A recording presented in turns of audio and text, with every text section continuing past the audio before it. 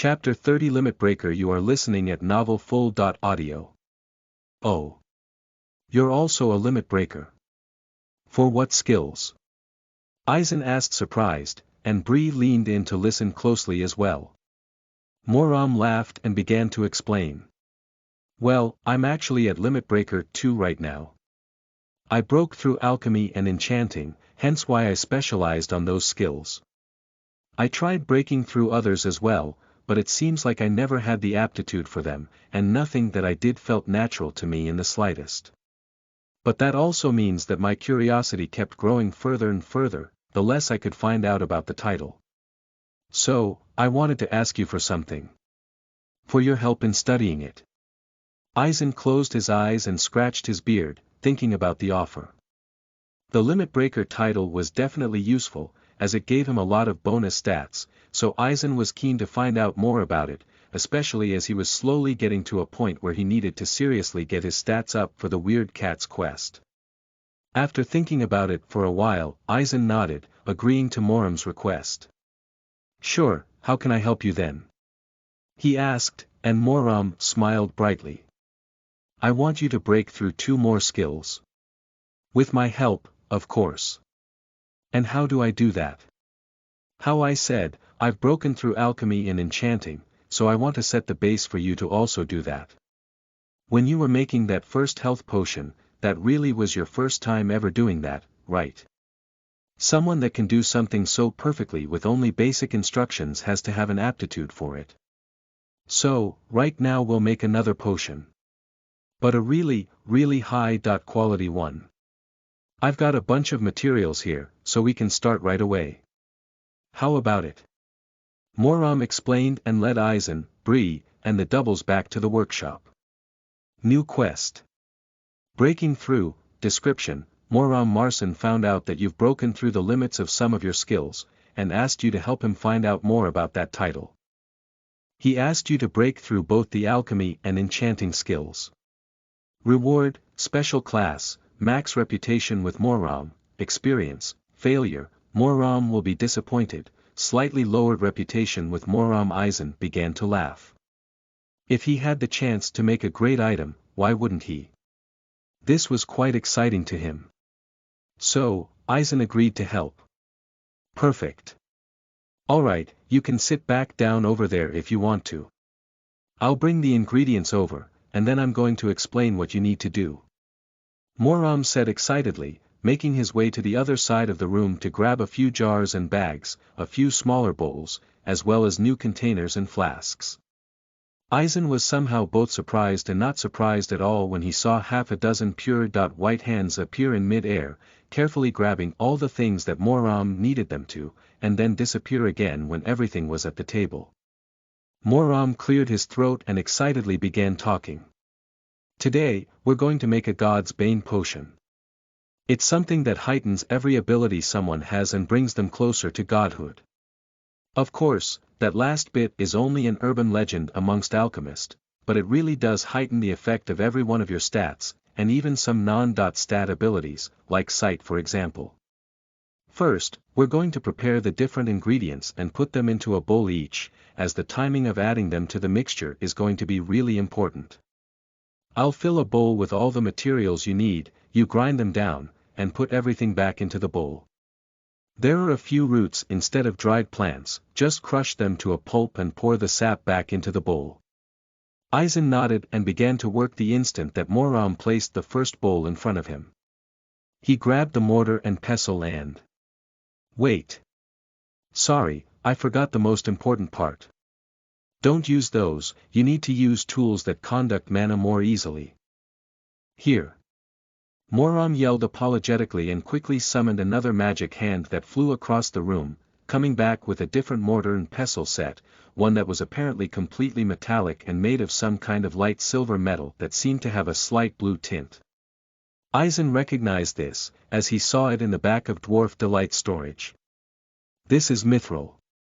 It allows you to easily pour mana into it and expel it through the metal just as easily. While you're grinding, you need to keep a constant amount of mana flowing out of you, into whatever you're grinding down. The elf, dwarf explained, and Aizen smiled. He figured that there was something missing, and was glad to see that he didn't mess anything up right off the bat. Got it, more Thanks. He said, and this time, really got to work.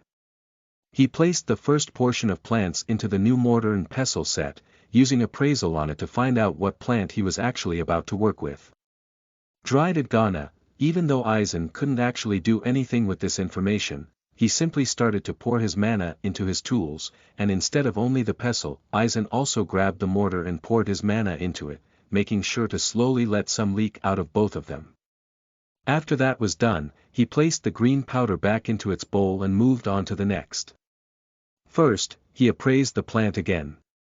Dried saffron, Eisen smiled, slightly scoffing at the spice he actually knew quite well.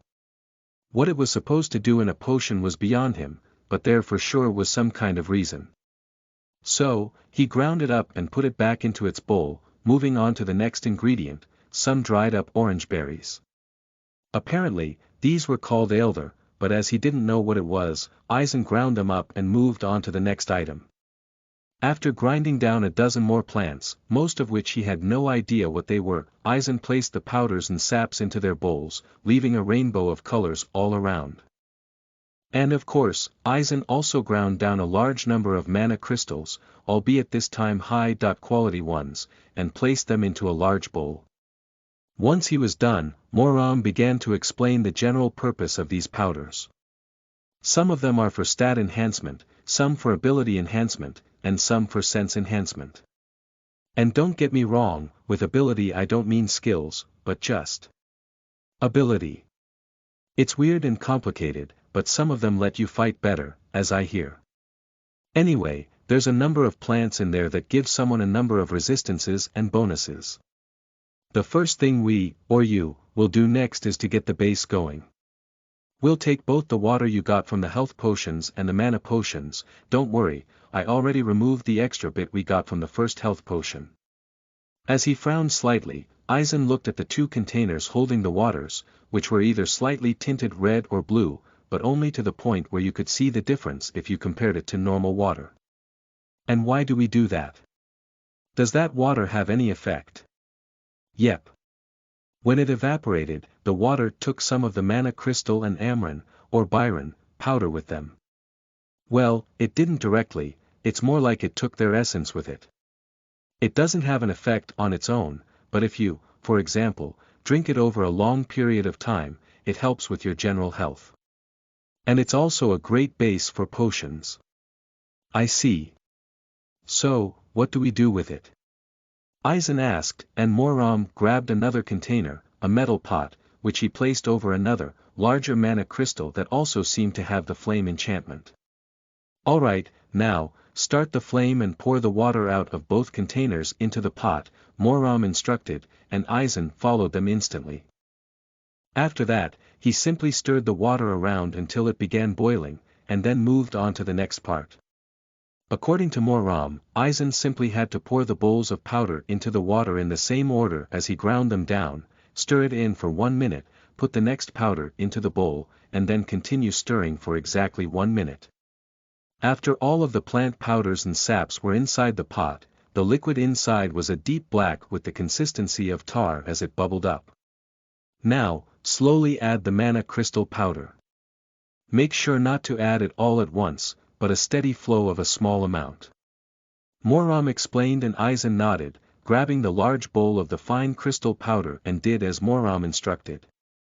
After all of it was inside of the pot, Eisen grabbed a mithril staff and infused mana into it as Moram told him to, stirring the mixture and adding mana into it. A few minutes of stirring later, the deep black liquid turned into a pure, milky white. Yes. Success. Filled with excitement, Moram looked into the pot and then turned to Eisen. Now, the next step is important. The whole pot is filled with your mana, amongst things. When you put in more mana directly from your body, you should be able to control the mana inside the pot quite easily.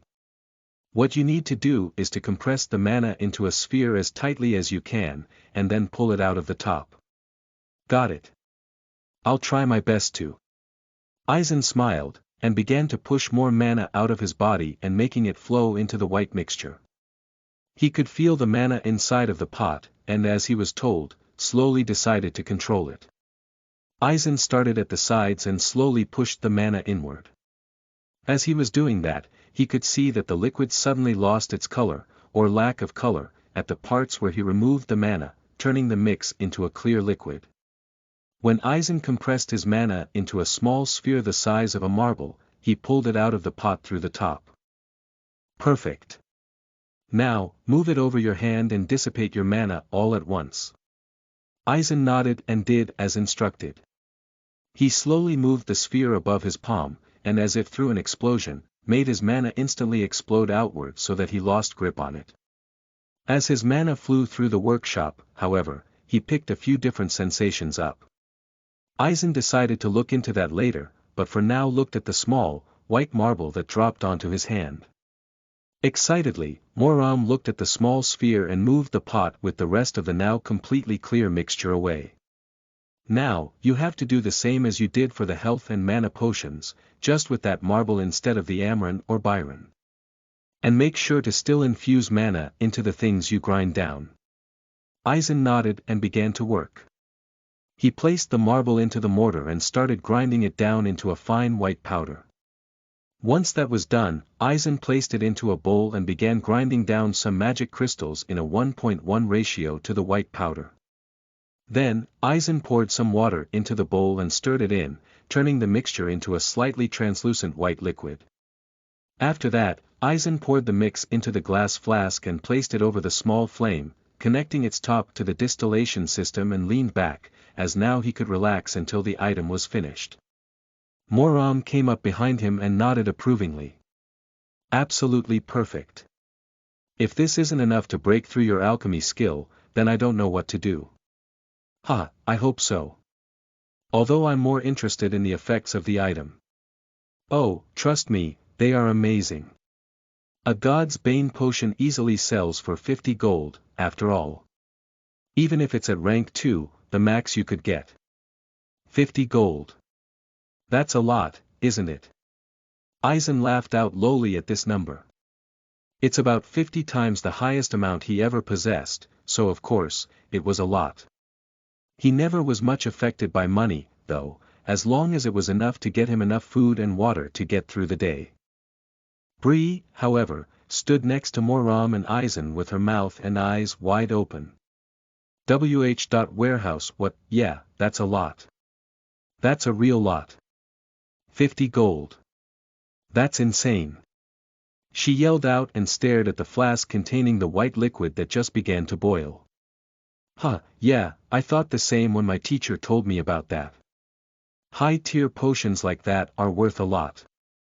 But on the other hand, the materials alone also cost 20 gold. Well, the information for them. Most of them I had to gather myself. And that was a pain in the ass, trust me. But a profit of 30 gold is great on its own, Moram laughed, leaving Bree speechless. The information cost 20 gold. There must have been a lot of really rare plants amongst them. L.RG. But before they could continue their conversation, Moram looked at the soon-to-be finished potion. Aizen. The water evaporated. Now make sure to pour it into the glass bottle here. He said and handed Aizen a strongly decorated glass bottle the size of Aizen's thumb. He nodded and did as Moram said, carefully pouring the glittering white liquid into the bottle, and put a simple cork on it. Lastly, before it's finished, dip the top in wax to make sure it's closed. Moram said, fidgeting around as he can barely wait to find out if Aizen managed to break through the alchemy skill. Noticing this, Aizen laughed and grabbed the candle that Moram held out to him, dripping some of the red wax onto the cork and used his thumb to make sure it has been completely spread around. You created a God's Bane, quality. Perfect, rank 2, description, a high-quality potion made by the alchemist Aizen. It has been created using the most high-quality plants one could find, combining them to create a substance worthy of reaching the gods.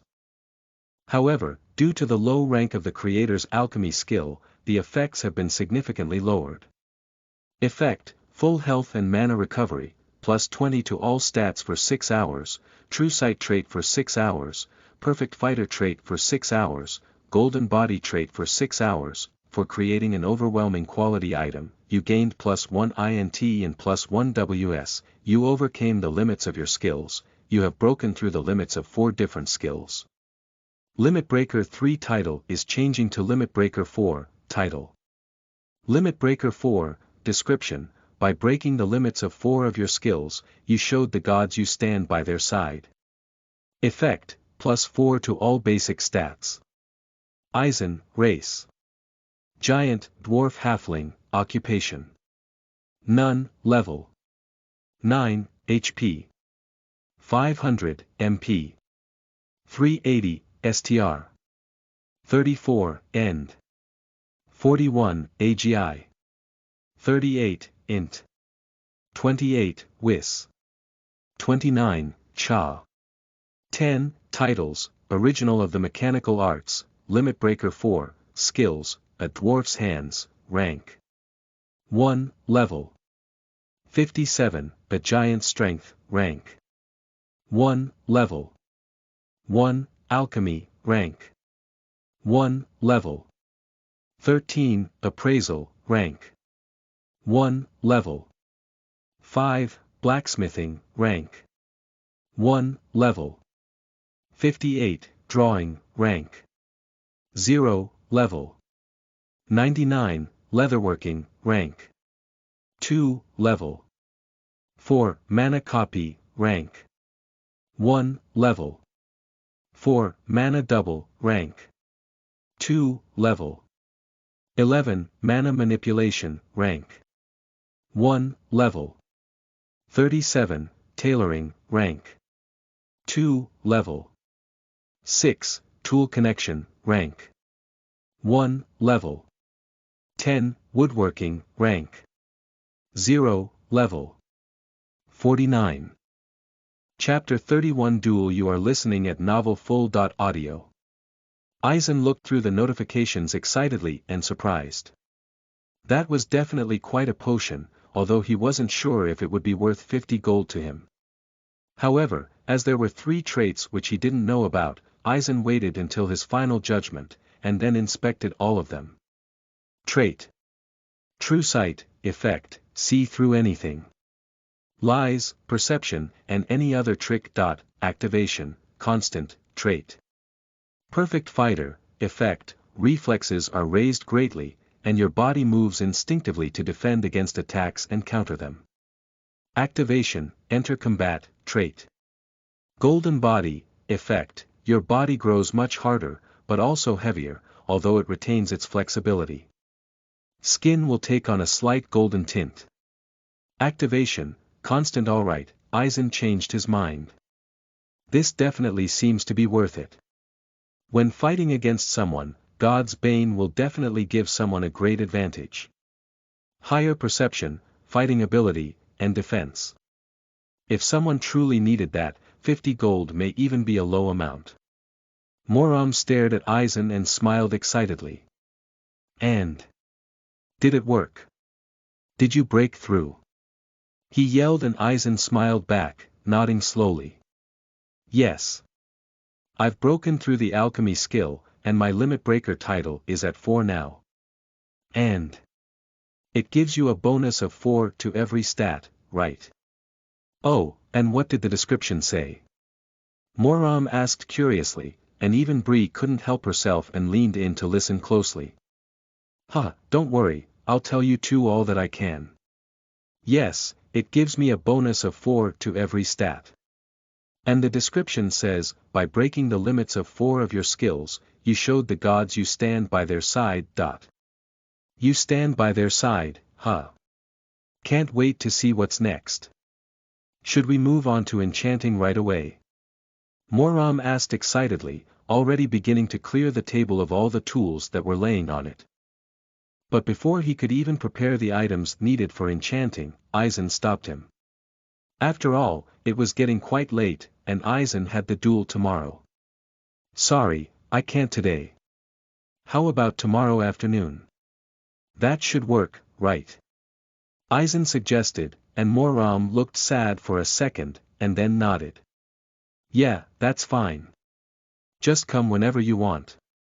Enchanting itself doesn't take that much time anyway. Huh, got it.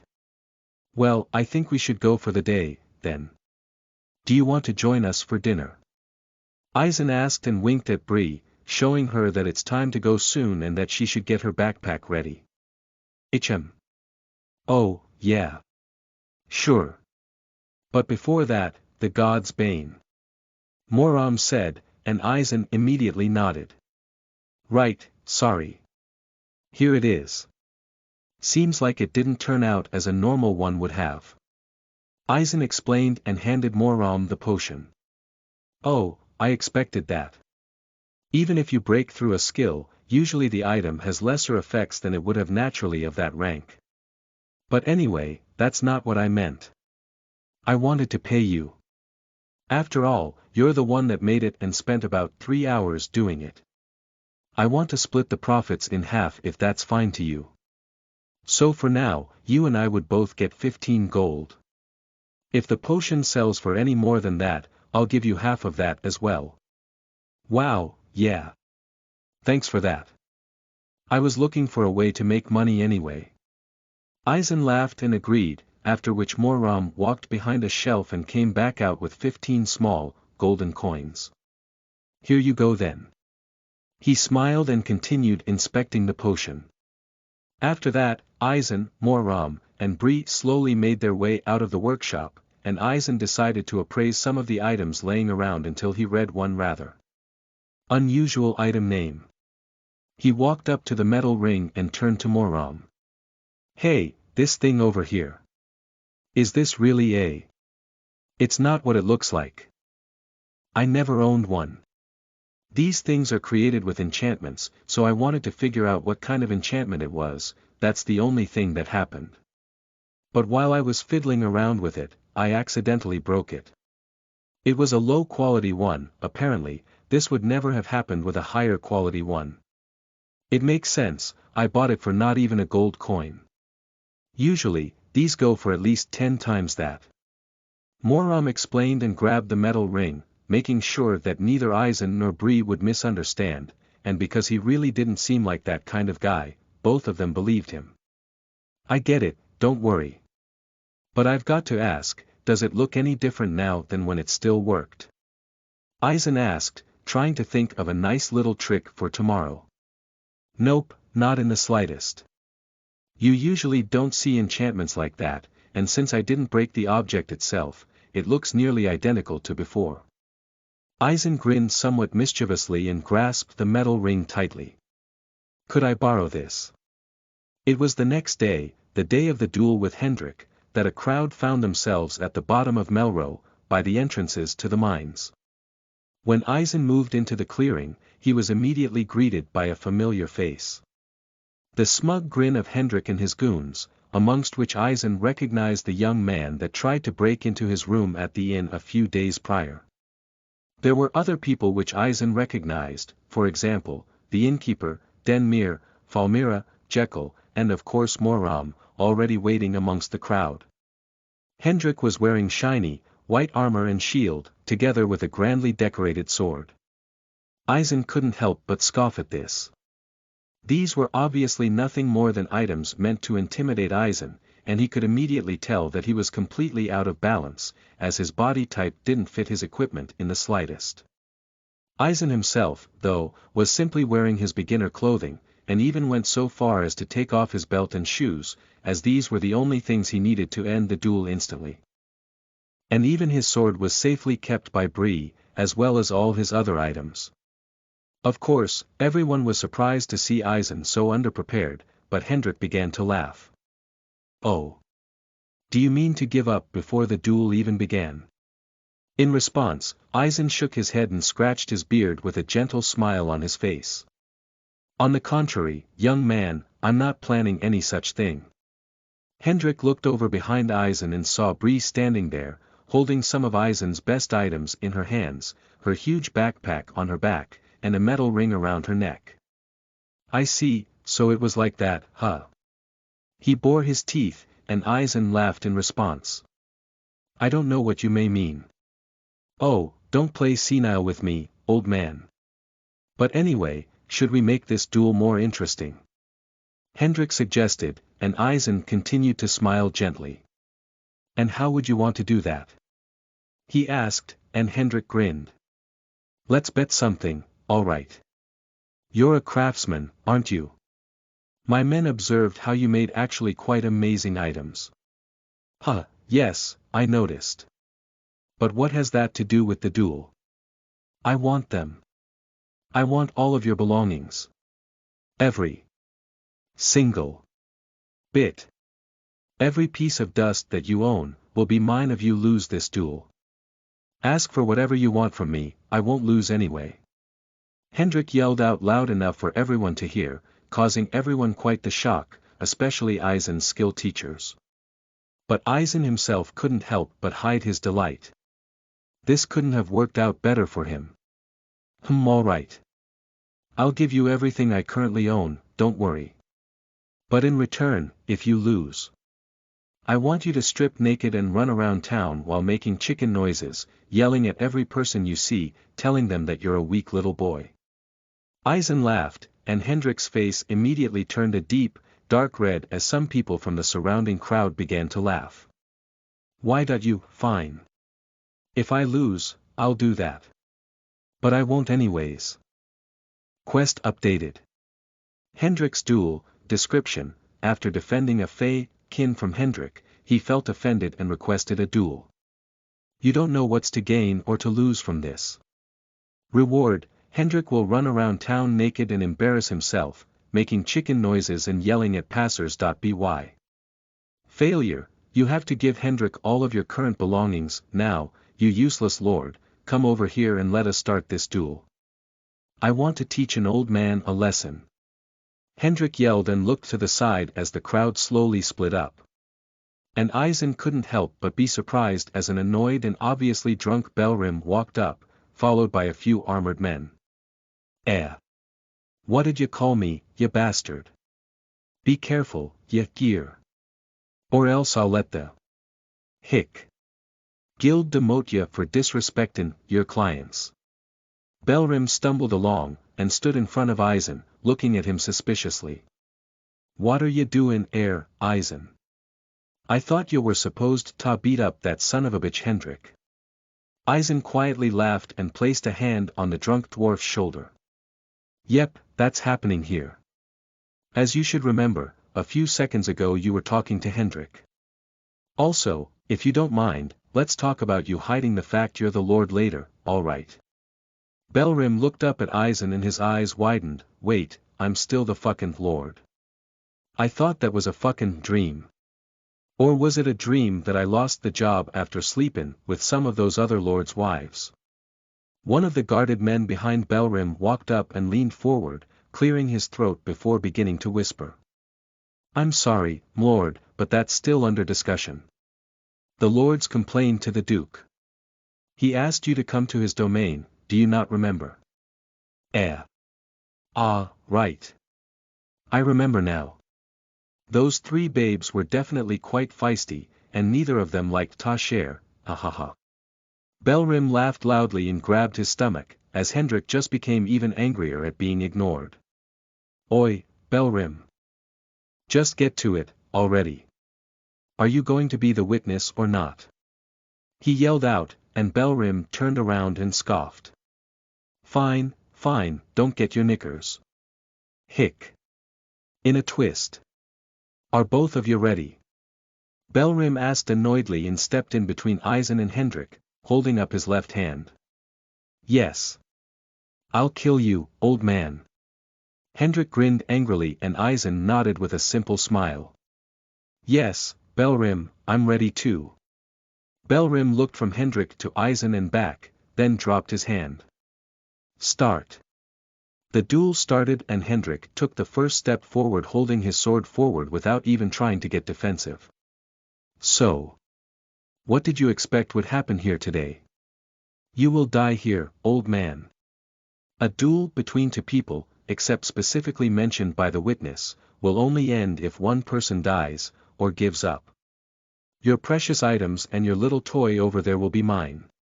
All mine. And you can't do a thing about it. Eisen on the other hand simply kept standing and stared at Hendrik with a smile. He cleared his throat, as he needed to speak loudly now so that everyone heard him. After all, he was about to say the 3 words, and the only 3 words, that would immediately change the course of the duel. 3 words, that, if muttered, would cause Hendrik to be unable to do him any harm anymore. 3 words that he never would have expected. I give up. Chapter 32 Tricked. You are listening at NovelFull.audio. Nobody moved, and nobody made a sound. Everyone was both shocked and confused at Eisen's blunt words.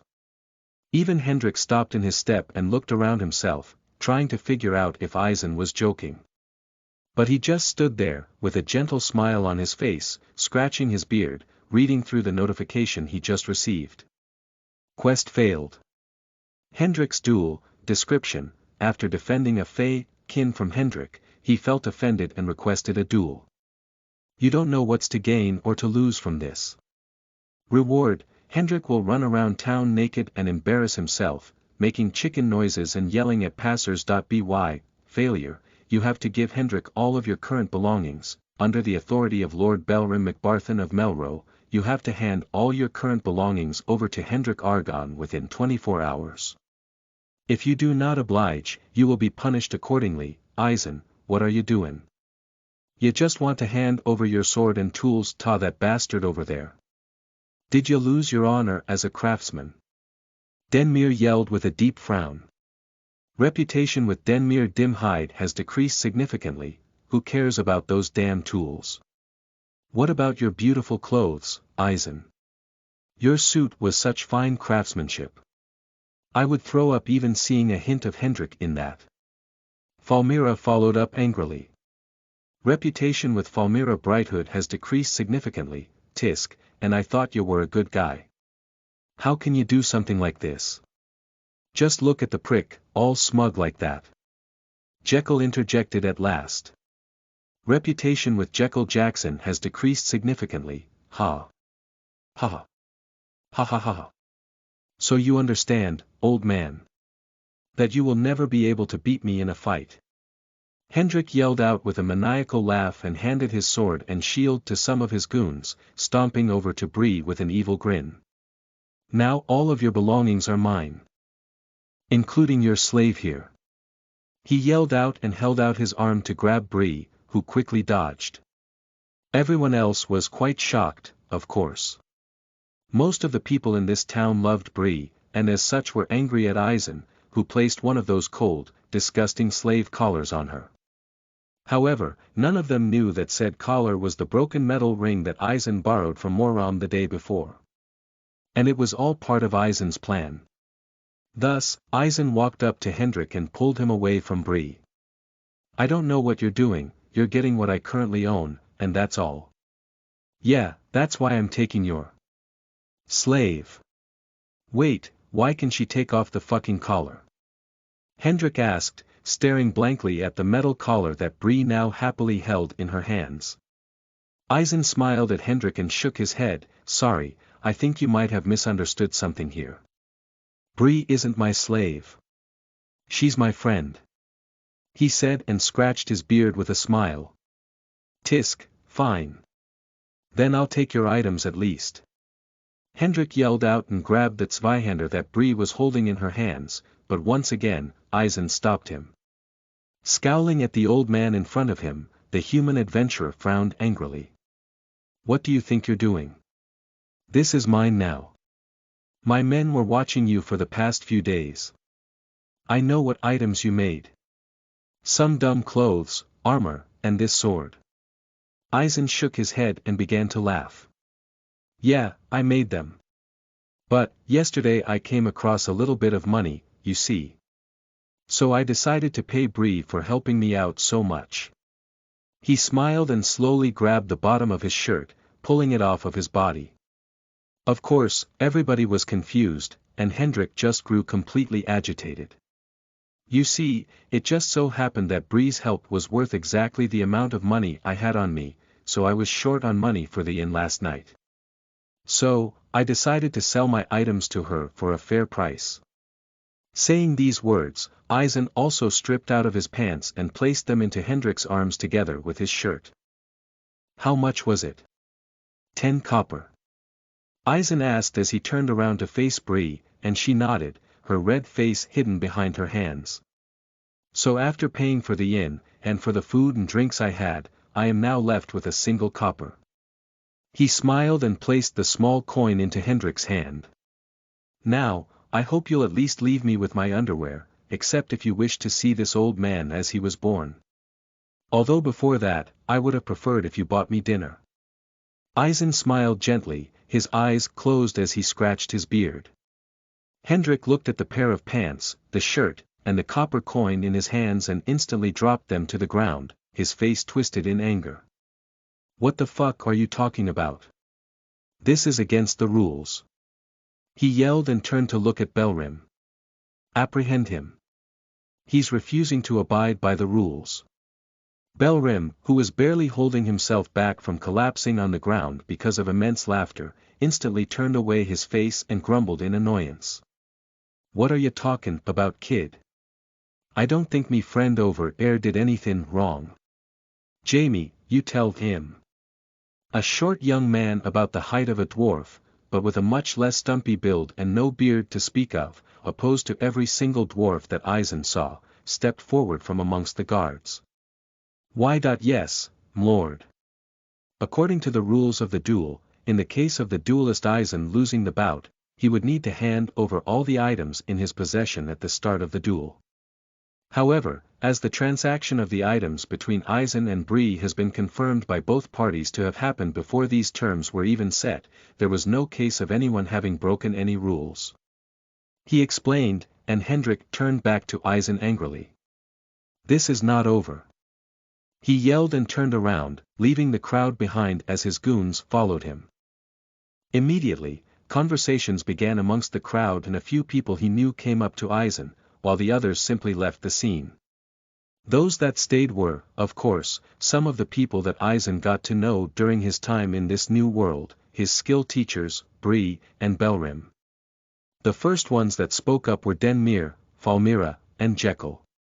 Well, I'll tell ya, Eisen, ye had me fooled completely. Shoulda known ye wouldn't give in so easily. Reputation with Denmir Dimhide has risen to the max, I can only say, well done. Hendrik is not a good person, so I'm glad you managed to trick him like that. Reputation with Falmira Brighthood has risen to the max, Yuri a tough guy, gotta admit. I'm glad ye showed a racist prick like that who's the boss. Reputation with Jekyll Jackson has risen to the max, Eisen could barely hold back a giant grin forming on his face.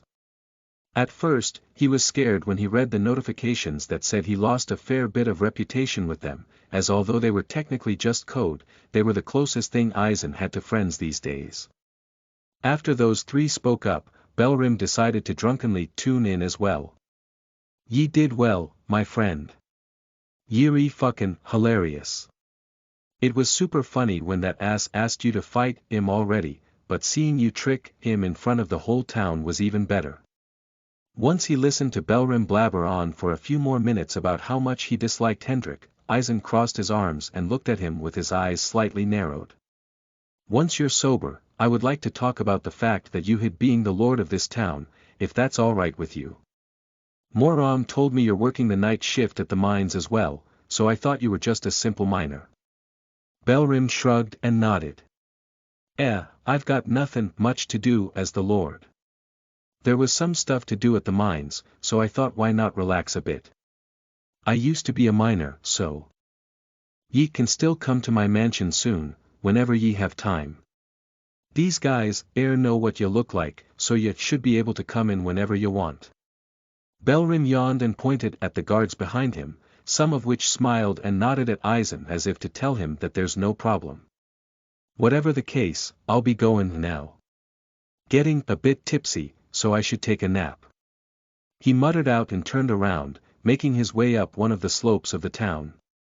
Eisen shook his head and sighed out loud. Unbelievable what youngsters these days are like. After that, Eisen turned back to the others. His 4 skill teachers, including Moram now that he taught him alchemy, were talking about something while standing a bit away, obviously trying to make sure Eisen couldn't hear them. "What are you 4 doing there?" he asked, and they shortly turned to Eisen, muttered some last few things, and then walked back up to him. Nothing, don't worry. I was just telling them about your alchemy progress." "Talking about that, should we get back to our shops? It's about opening time." Moram explained, and the others seemingly agreed.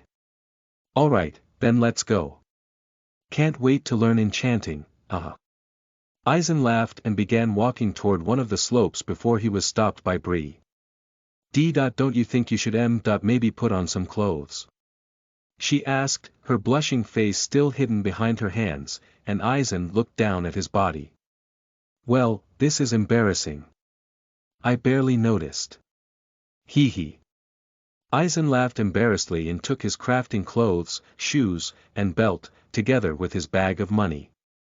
After getting dressed, the group finally made their way upward toward the crafting district of Melro. On their way, they began talking about Eisen's plan to trick Hendrik. He explained that not actually all that he said was a lie. Eisen really did pay Bree, just not the whole 15 gold. He paid her 5 gold coins and kept the rest. He would have split it 50-50 but didn't do so because Bree rejected that offer, and since Eisen would spend some of his money on supplies and materials for their travels, once they began to do so. He gifted the rest to her and sold his items to her to make sure the system would recognize them as not belonging to him anymore. Of course, he couldn't say it like that, and he convinced Bree that it was just a gesture for good luck. Eisen was thinking about tricking Hendrik somehow for the whole week before the duel, but he didn't have any details fleshed out, and only when he saw the broken slave collar at Moram's shop, he managed to think something up. Hendrik was obviously interested in Bree in some way, and he already hinted at treating her as a slave, basically an object, instead of as a person, so Eisen hoped he would bite with just a little bit of provocation, and it worked even better than Eisen could have hoped. After a while, the group reached their district, and everyone went to their respective shop when they passed it until only Moram, Eisen and Bree were left walking toward everything magic. Moram unlocked the door and stepped inside, followed by the others. He turned around and looked at Eisen with a smile. "Alright, let's keep going, shall we?" Chapter 33 Mass Production. You are listening at NovelFull.audio. Eisen looked at Moram with a smile while the elf dwarf stepped through to the back of the shop. "Alright, we can do 2 things. Either, you spend the day leveling your alchemy skill to rank 2, and I can start teaching you how to change matter. Or, we move on to enchanting and have you break through. My curiosity wants you to do the second one, but the choice is all yours. If you don't break through enchanting today, then tomorrow, after all." The old man scratched his beard and closed his eyes, filled with thought. Maybe it would be a good idea to break through enchanting, finish the quest, and get that special class. For now, Eisen couldn't really think of any real reason to get an occupation, after all. He could obviously learn all the skills he needed without one, and having one might just limit him somehow. Learning enchanting may be interesting, but it was also completely different from what he knew. Alchemy was quite different as well, from what it seemed like, but Eisen knew herbalism, so it wasn't completely new to him. Enchanting, on the other hand, seemed to be something that fully had to do with magic, so Eisen had no way of learning that in the past, and it did intrigue him quite a bit. But as of now, Eisen chose alchemy. He knew it already, and he would rather want to get learning every base part of the skill out of the way before doing something else. He told Moram so, and he nodded with a smile, although he seemed somewhat disappointed. "Don't worry, I will try to reach rank 2 as fast as I can so that you can teach me enchanting tomorrow, or the day after tomorrow." Eisen laughed and followed Moram to the workshop. "Yeah, it's fine, don't worry. I think I know of a pretty good way to earn enough experience." Since you're still only rank 1, you can still earn experience by making things in bulk. From rank 2 or 3 on, you can't do that anymore. You would only get a slight bit more than making a single potion, so it would be a complete waste. But for now, you could make large amounts of low-grade mana and health potions. I see. How many should I make, then? Aizen asked while helping Moram bring large quantities of Amaran and Byron over to a table. The elf-dwarf thought about it for a bit and then responded. The most efficient way would probably be about 20 at once. I'm guessing you need to repeat that about 20 times again, probably even more, so it's going to take a while. Got it. Should I use the same small mana crystals as with the others, or can I use bigger ones? Yeah, that would be a good idea. The small ones may be the ones I have most of, but still not enough to use on such a project. I'll bring the ones you can use, so you can go ahead and start grinding the petals down. Oh, and maybe use the mithril mortar and pestle to get mana into it. Might increase the proficiency you get as well. Moram explained as Aizen sat down at the table. The alchemist and enchanter brought his student large containers and a big distillation system fitting to those containers, as well as a large, red mana crystal. Holding out that mana crystal, Moram began to talk and Aizen took a break at preparing the dosages for the potions. So, I think I need to explain to you how these work. As you know, there's an enchantment on them that lets it expel flames. The smaller one you've been using until now was a very simple one with not a lot of power, perfect for a small burner. But this one has a lot more power, so you need to be careful when putting mana into it. Start slowly, and just watch the size of the flame. It feels a bit awkward at first, but you should get used to it quite quickly. You're a smith as well, so I doubt I need to tell you how much flames you need to heat the mixture up properly. I'll get back to my own work, call me if you need any help or more ingredients. Aizen nodded and smiled as he put the first dose of Amaran into the mortar, a slightly larger one than before due to the high amount of petals, and put his mana into it and the pestle, letting it flow into the ground-up red powder, which Aizen then poured into a large bowl, then grabbed some of the thumb-sized mana crystals from the buckets that Moram brought over and prepared to grind them down. After a few more minutes of this repetitive business, Aizen poured a large quantity of water into the bowl and began mixing. This is kind of relaxing, isn't it? Aizen laughed out in a low voice to Bree, who, as if snapping out a trance, looked up at Aizen. Why? Yeah, really relaxing. But it's going to take a while for you to become rank 2, right? Why not have your doubles do some of your work for you? That should speed things up. Wait, you can do that? Aizen asked surprised, and Bree nodded with a smile. Yeah. It doesn't give much proficiency, but it still gives half per double. It takes a lot of mana as well, so not many people really do that, but since I can help with that you don't have to worry, and at least for now you'll have to make them do it parallel to you, because they can't do complicated stuff on their own yet. Bree explained, and Aizen stopped stirring the powders into the mixture, scratching his beard in thought. Interesting. He muttered out and then nodded with a smile. I'll do that from the next batch on then.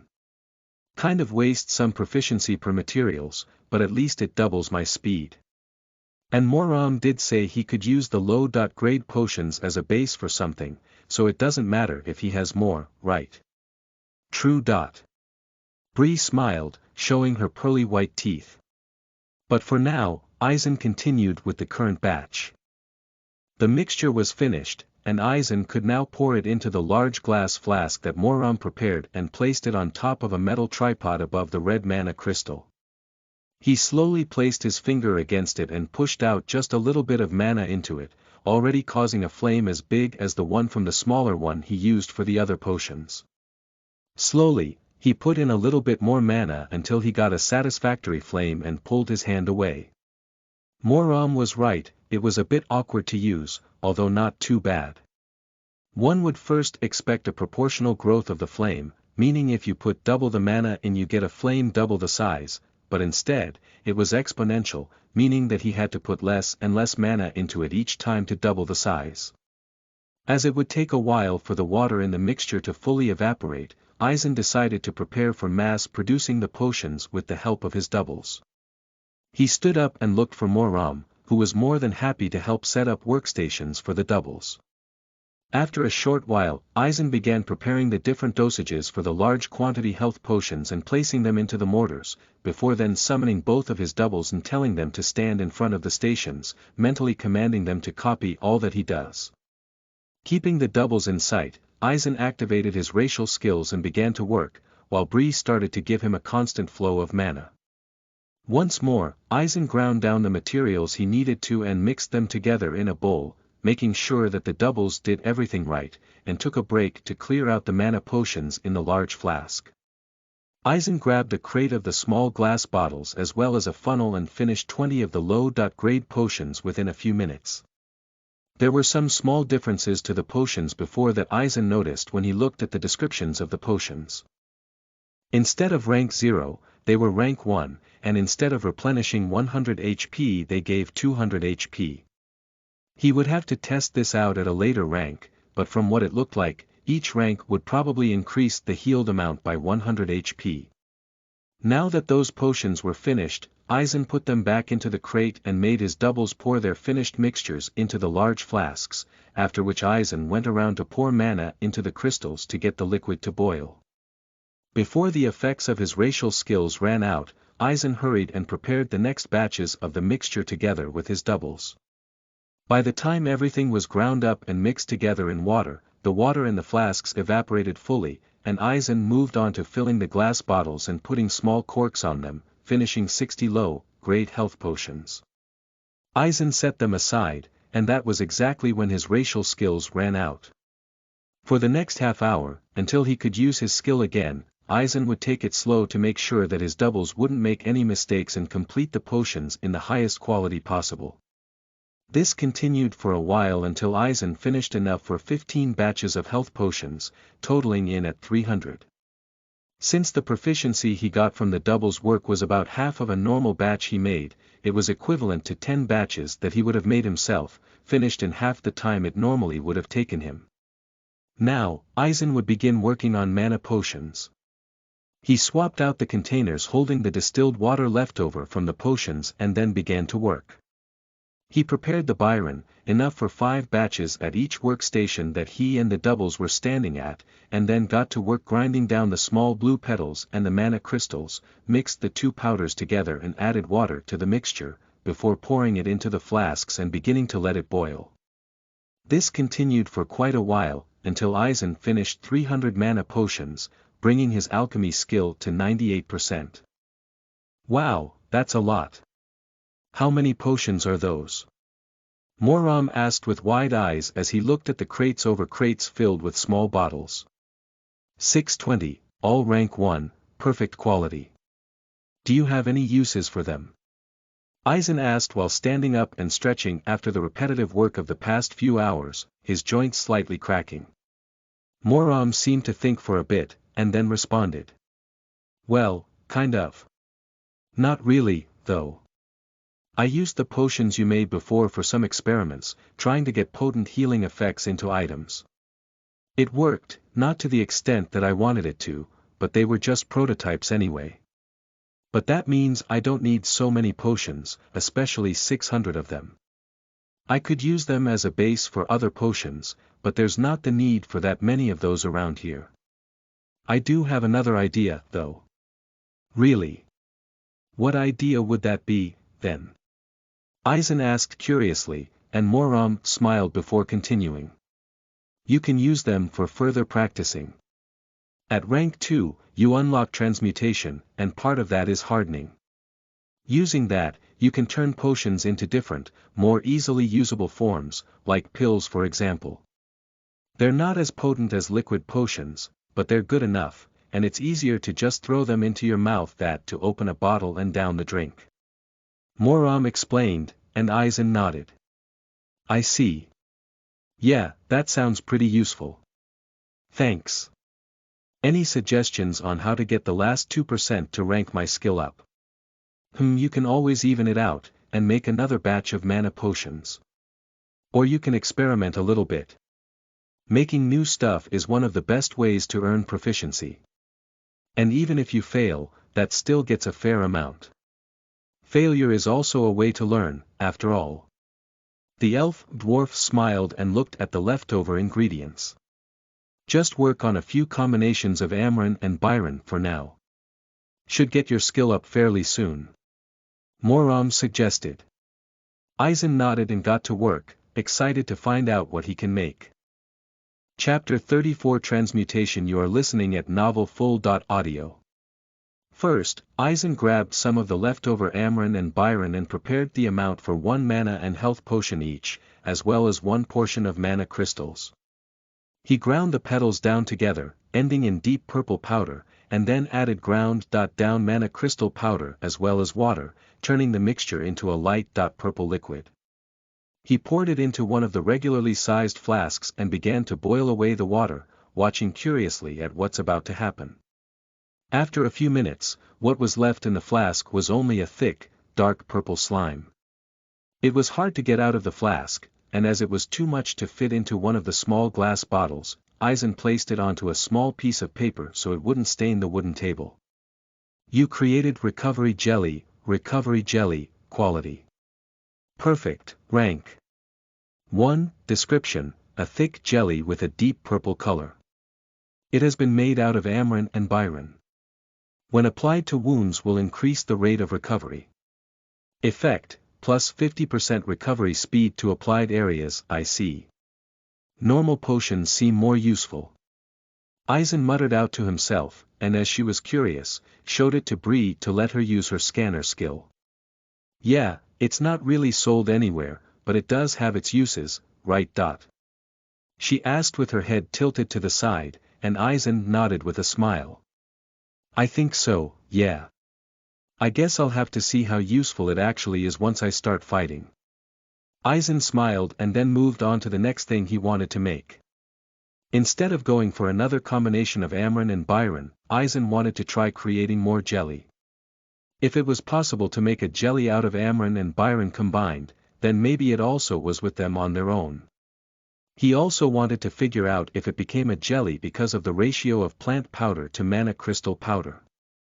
So, Eisen prepared double the amount of Amren and the same amount of mana crystals, as usual, to hopefully create more jelly.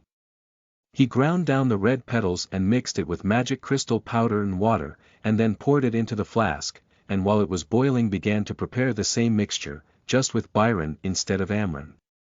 When all the water in the flask evaporated, the liquid inside of it turned into a dark red slime, confirming that the ratio of ingredients changes the consistency. Eisen once more placed the slime on a piece of paper and looked at what he just made.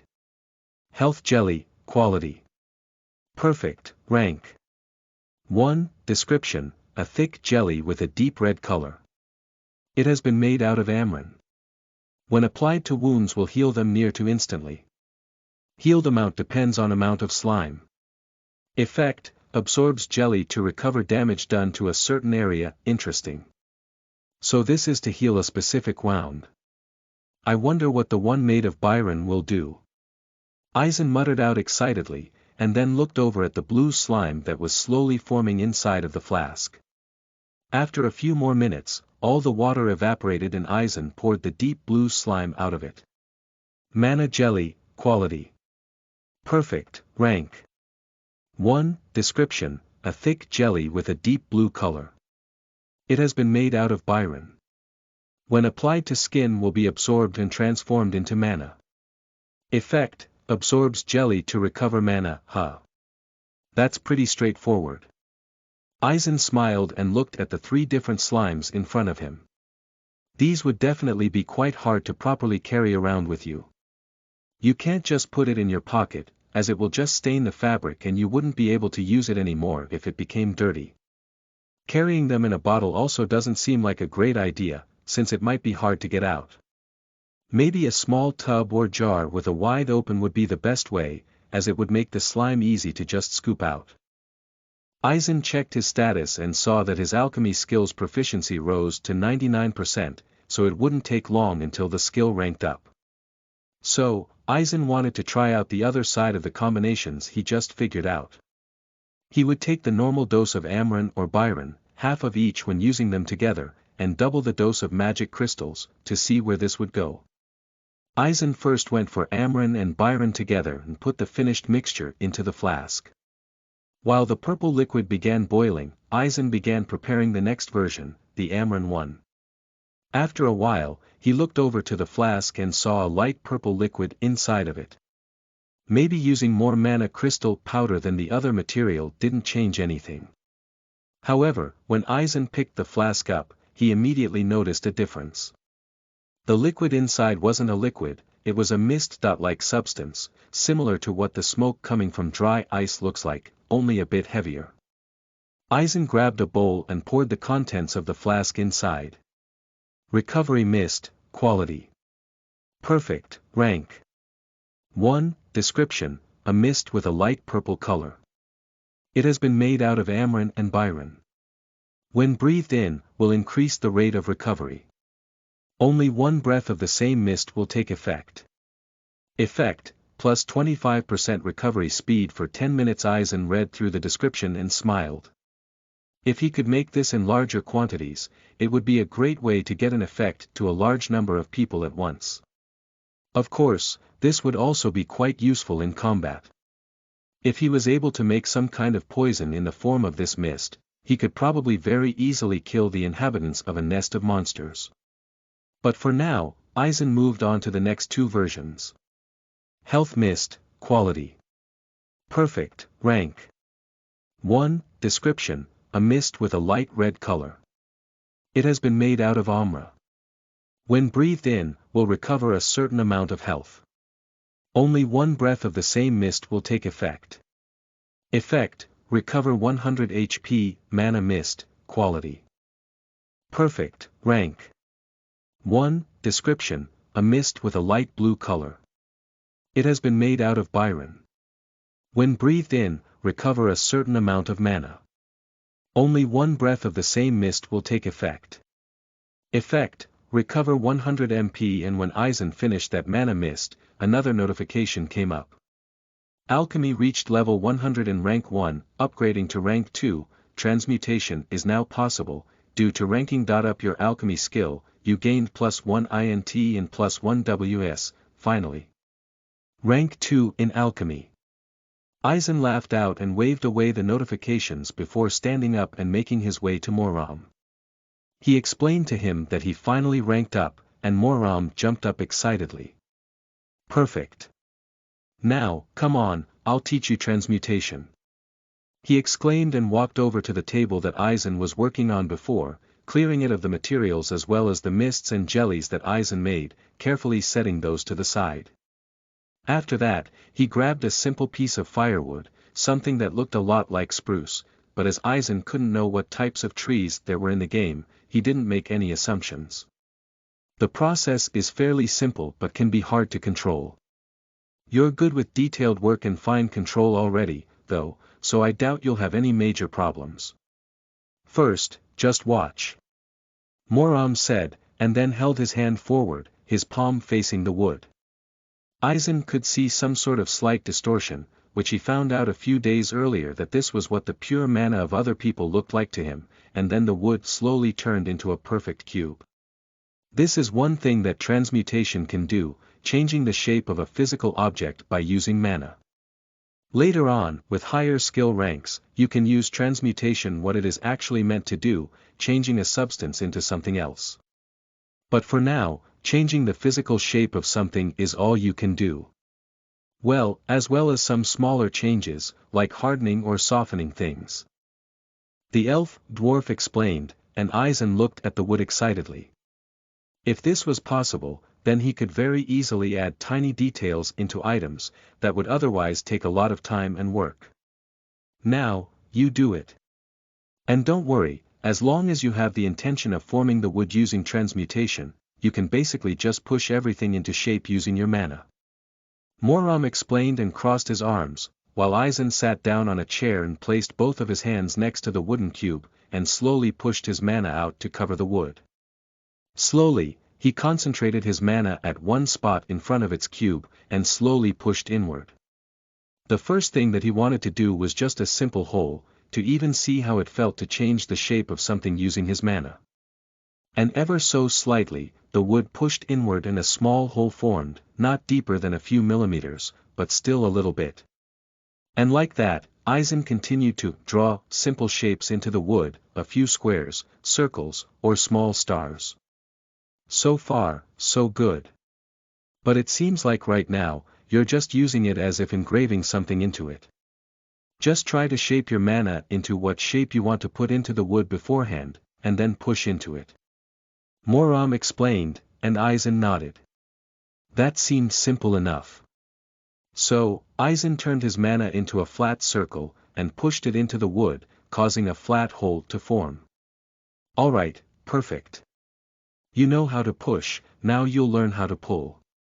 With a smile on his face, Moram held his hand out toward the wood again, and slowly the parts that Eisen pushed in were pulled outward again, turning it into a perfect cube once more.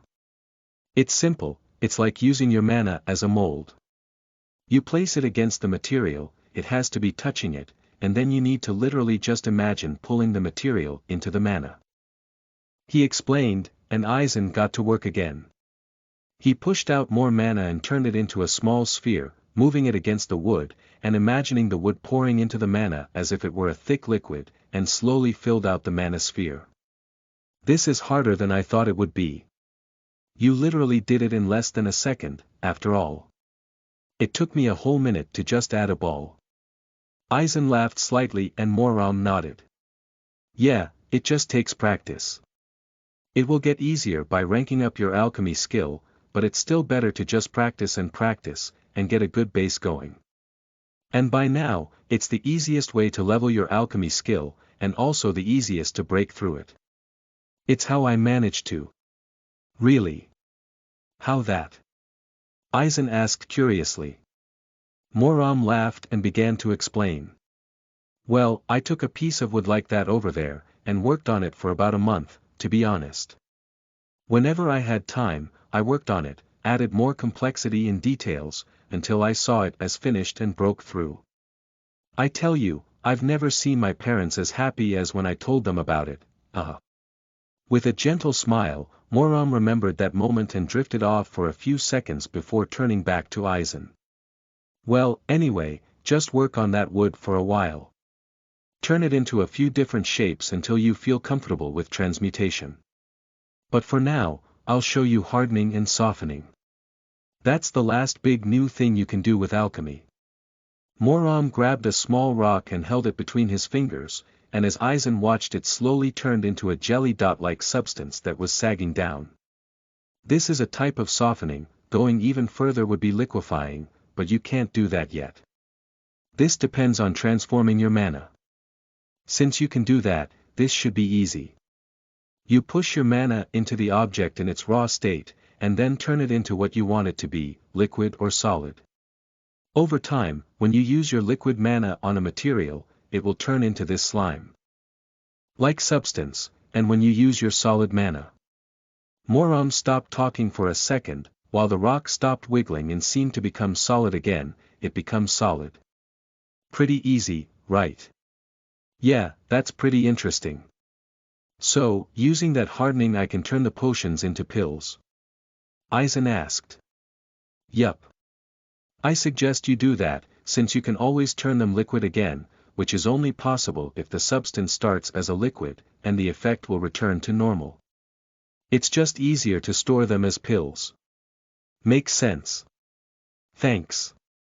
Seems like I have a lot of materials to practice on, huh?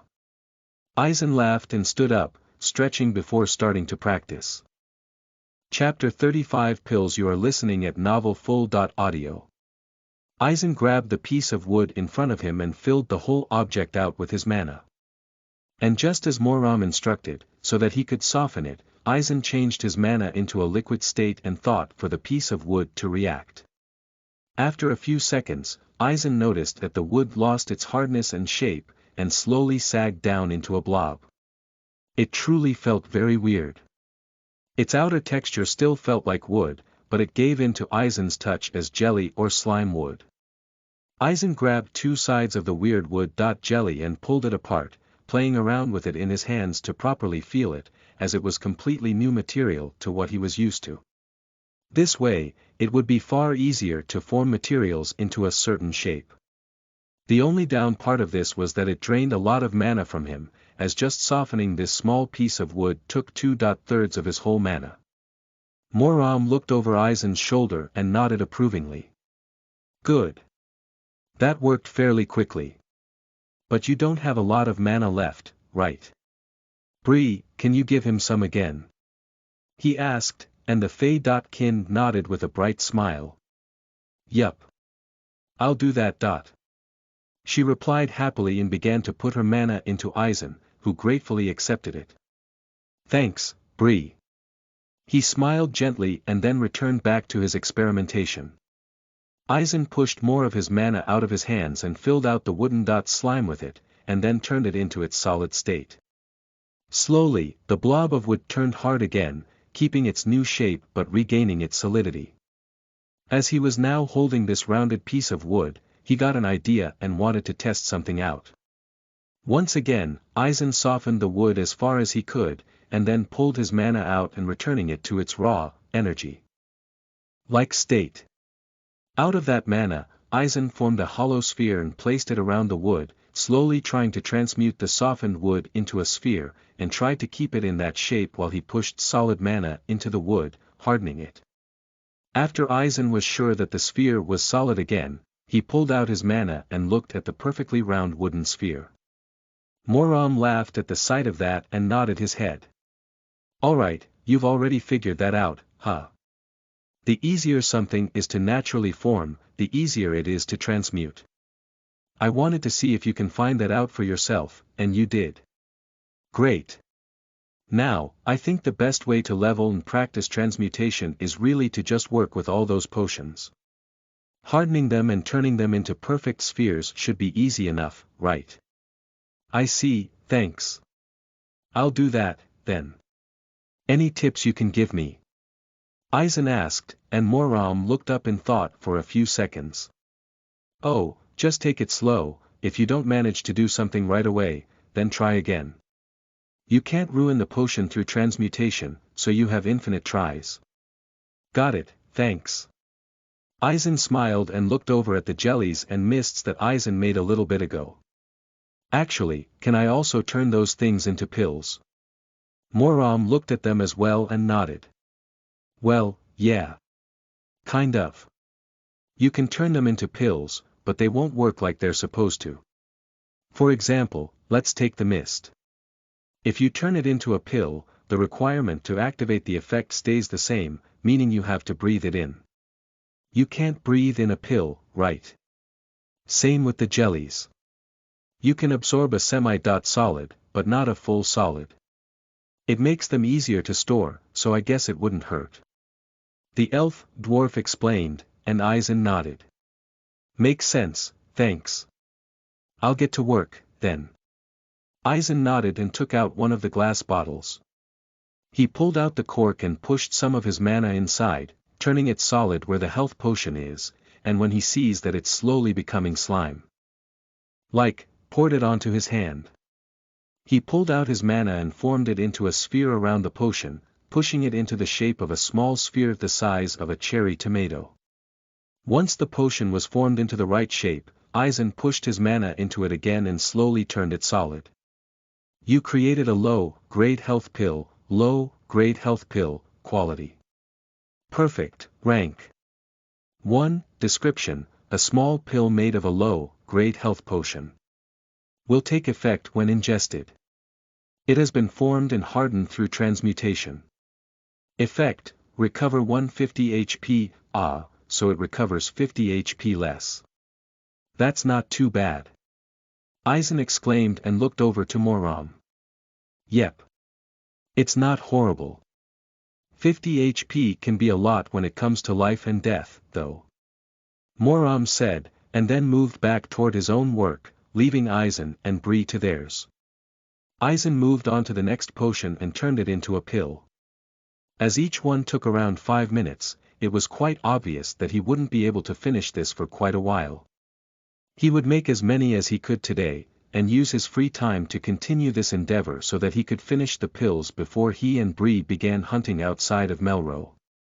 It was around 30 minutes before Eisen and Bree would leave everything magic for the day, and Eisen finished about 50 pills. He slightly sped up toward the end of it, so he finished more than he thought he would. But either way, after 50 pills, even Eisen felt like this was getting kind of monotonous, and Bree was running a little bit low on mana as well, even with her high mana pool. Eisen wanted to do something different, something more interesting to end the day. He took 10 bottles of the low-grade health potion and poured them together into a bowl. Eisen formed his mana into a tiny humanoid figure, albeit only a very rough one, and placed it over the potion. Using the pull method of transmutation, Eisen pulled the liquid potion into the mold of mana. When his mana was filled with the potion, Eisen slowly activated hardening and turned the potion into a shining red figurine. Low-grade health doll, quality. Perfect, rank 1, description, a small doll made of 10 low-grade health potions. Will take effect when ingested. It has been formed and hardened through transmutation. Effect, recover 1000 HP, even less recovery. Anyway, doesn't matter. Eisen muttered to himself and continued his plan. He placed the small red figure onto the table and poured his mana into it, completely filling it out. Slowly, Eisen shifted the humanoid figure of mana, imitating a walking motion in snail pace, and activating transmutation to pull the doll's limbs to where he wants it to. After a while, Eisen managed to make the doll walk a few centimeters forward, just when Moram came back into the room. Oh. Don't tell me you managed Golmancy, He laughed and looked over Eisen's shoulder, who tilted his head and looked at Moram. Golmancy. Just a joke, don't worry. But well, Golmancy is basically to create a doll, usually humanoid but not necessarily, and have it move around autonomously. Obviously, you're doing this with transmutation. I can show you how to make a golem core, though, if you're interested. That definitely sounds interesting. Let's do that sometime soon then. Yeah, let's. For today, maybe you should get back to the inn, though. I've got some work to do, and that might be pretty. Well, explosive. Moram laughed embarrassedly. Alright. Bree seems kind of tired as well, so we should really get back. I can leave the potions here for now though, right? Eisen asked, and Moram nodded. Of course, don't worry about those. You'll be back by tomorrow morning anyway, right? Yep, exactly. See you tomorrow, Moram. Moram, what the hell happened? Eisen asked worried as he looked at the workshop. The one half, where most of the important projects were standing, and where Eisen worked the day before, was left basically untouched. The other half of the workshop was usually wide open without many items laying around, either for larger projects or for the case that something happened like it apparently did last night. The whole half of the workshop was completely obliterated, and a big spherical room, with its center where Moram's worktable for explosives stood the day before, was formed. On its edge, Moram stood, staring into it. Well. My project worked. He muttered out and smiled embarrassedly. It was the morning of the next day, and Eisen and Bree entered everything magic excited to see what would happen when Eisen broke through the enchanting skill. However, when they entered the workshop, they were faced with this. Eisen sighed out loudly and walked up next to Moram. And what project would that be? Smugly, Moram crossed his arm and jumped into the hole. A compression bomb. He smiled and looked at a small, fist-sized sphere on the bottom of the hole. Moram placed his hands around it and tried pulling it up with all his might, but the sphere wouldn't budge. Yes. It really did work. Moram yelled out happily and placed his hand onto the small sphere. From the distortions of light happening around it, Eisen knew that Moram was using his mana. Slowly, the sphere grew and grew, and Moram held out his second hand as well. The whole room seemed to shift and twist due to the amount of mana filling it, and the holes that were caused by the bomb were filling up again. After a few minutes, the whole room was nearly completely restored, with the exception of missing furniture and tools. What the hell was that? Aizen asked curiously, and Moram quickly explained. Pretty simple, really. I infused an alchemy ability into a crystal with enchanting, and it blew up. The ability was compression, and it worked, compressing the whole part of the room. I simply decompressed it and used transmutation to restore the room. If this is what alchemy can do in later ranks, I really can't wait.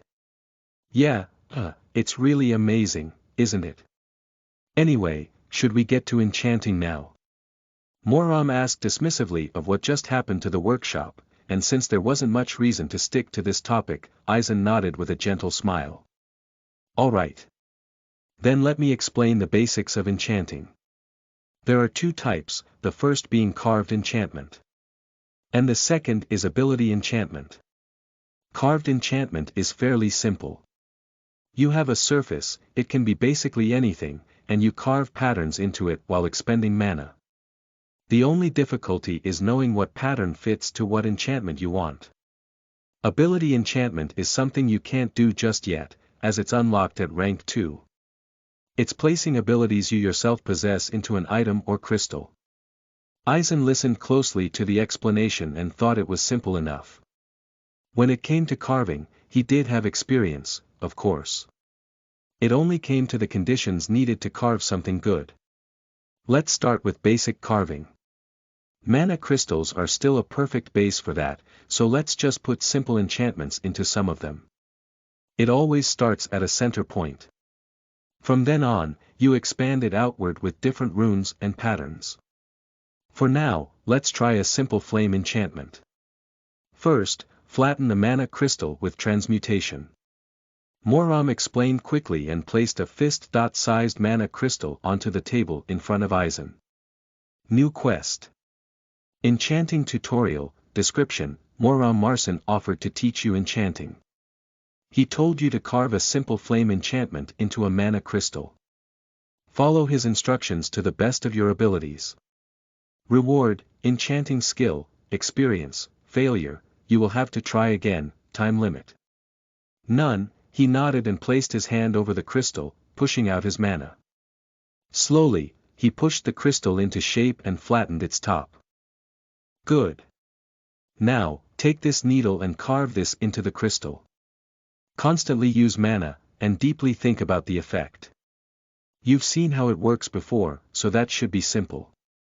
Moram said and handed Aizen a thick needle as well as a piece of paper with a simple pattern on it, similar to what magic circles looked like, at least from what Aizen knew about them through basic research. In its center, it had a simple circle with a shape that looked like a flame inside of it, and around it, a number of triangles pointed outward. Around each triangle was a small circle, and then another large circle around the whole pattern as if framing it. Aizen looked at the crystal and smiled, setting the tip of the needle against it before getting to work. Aizen, race. Giant, dwarf halfling, occupation. None, level. 9, HP. 500, MP. 390, STR. 34, End. 41, AGI. 38, Int. 29, Wis. 30, Cha. 10, Titles, Original of the Mechanical Arts, Limit Breaker 4, Skills, A Dwarf's Hands, Rank. 1, Level. 69, A Giant's Strength, Rank. 1, Level. 6, Alchemy, Rank. 2, Level. 7, Appraisal, Rank. 1, Level. 7, Blacksmithing, Rank. 1, Level. 58, Drawing 9, Rank. 0, Level. 99, Leatherworking, Rank. 29, Level. 4, Mana Copy, Rank. 1, Level. 4. Mana double, rank 2, level 41. Mana manipulation, rank 1, level 72. Tailoring, rank 2, level 6. Tool connection, rank 1, level 10. Woodworking, rank 0, level 49. Chapter 36 Enchanting. You are listening at novelfull.audio. Aizen poured his mana into the thick needle that seemed to be made of mithril and pushed down onto the mana crystal. Immediately, without even needing to use too much pressure, a small line appeared in the crystal. Seeing how easy this would be, Aizen activated his racial skill A Dwarf's Hands and continued to work. He first formed the small circle in its center, and then added the flame inside of it. After that, he added the 6 circles directly around it, with the triangles pointed outward inside of them, and then the simple circle around the whole pattern. You created a simple flame enchantment, quality. Average, rank 0, description, a simple flame enchantment that has been carved into a mana crystal. It will only expel one size of flame no matter how much mana is put into the crystal.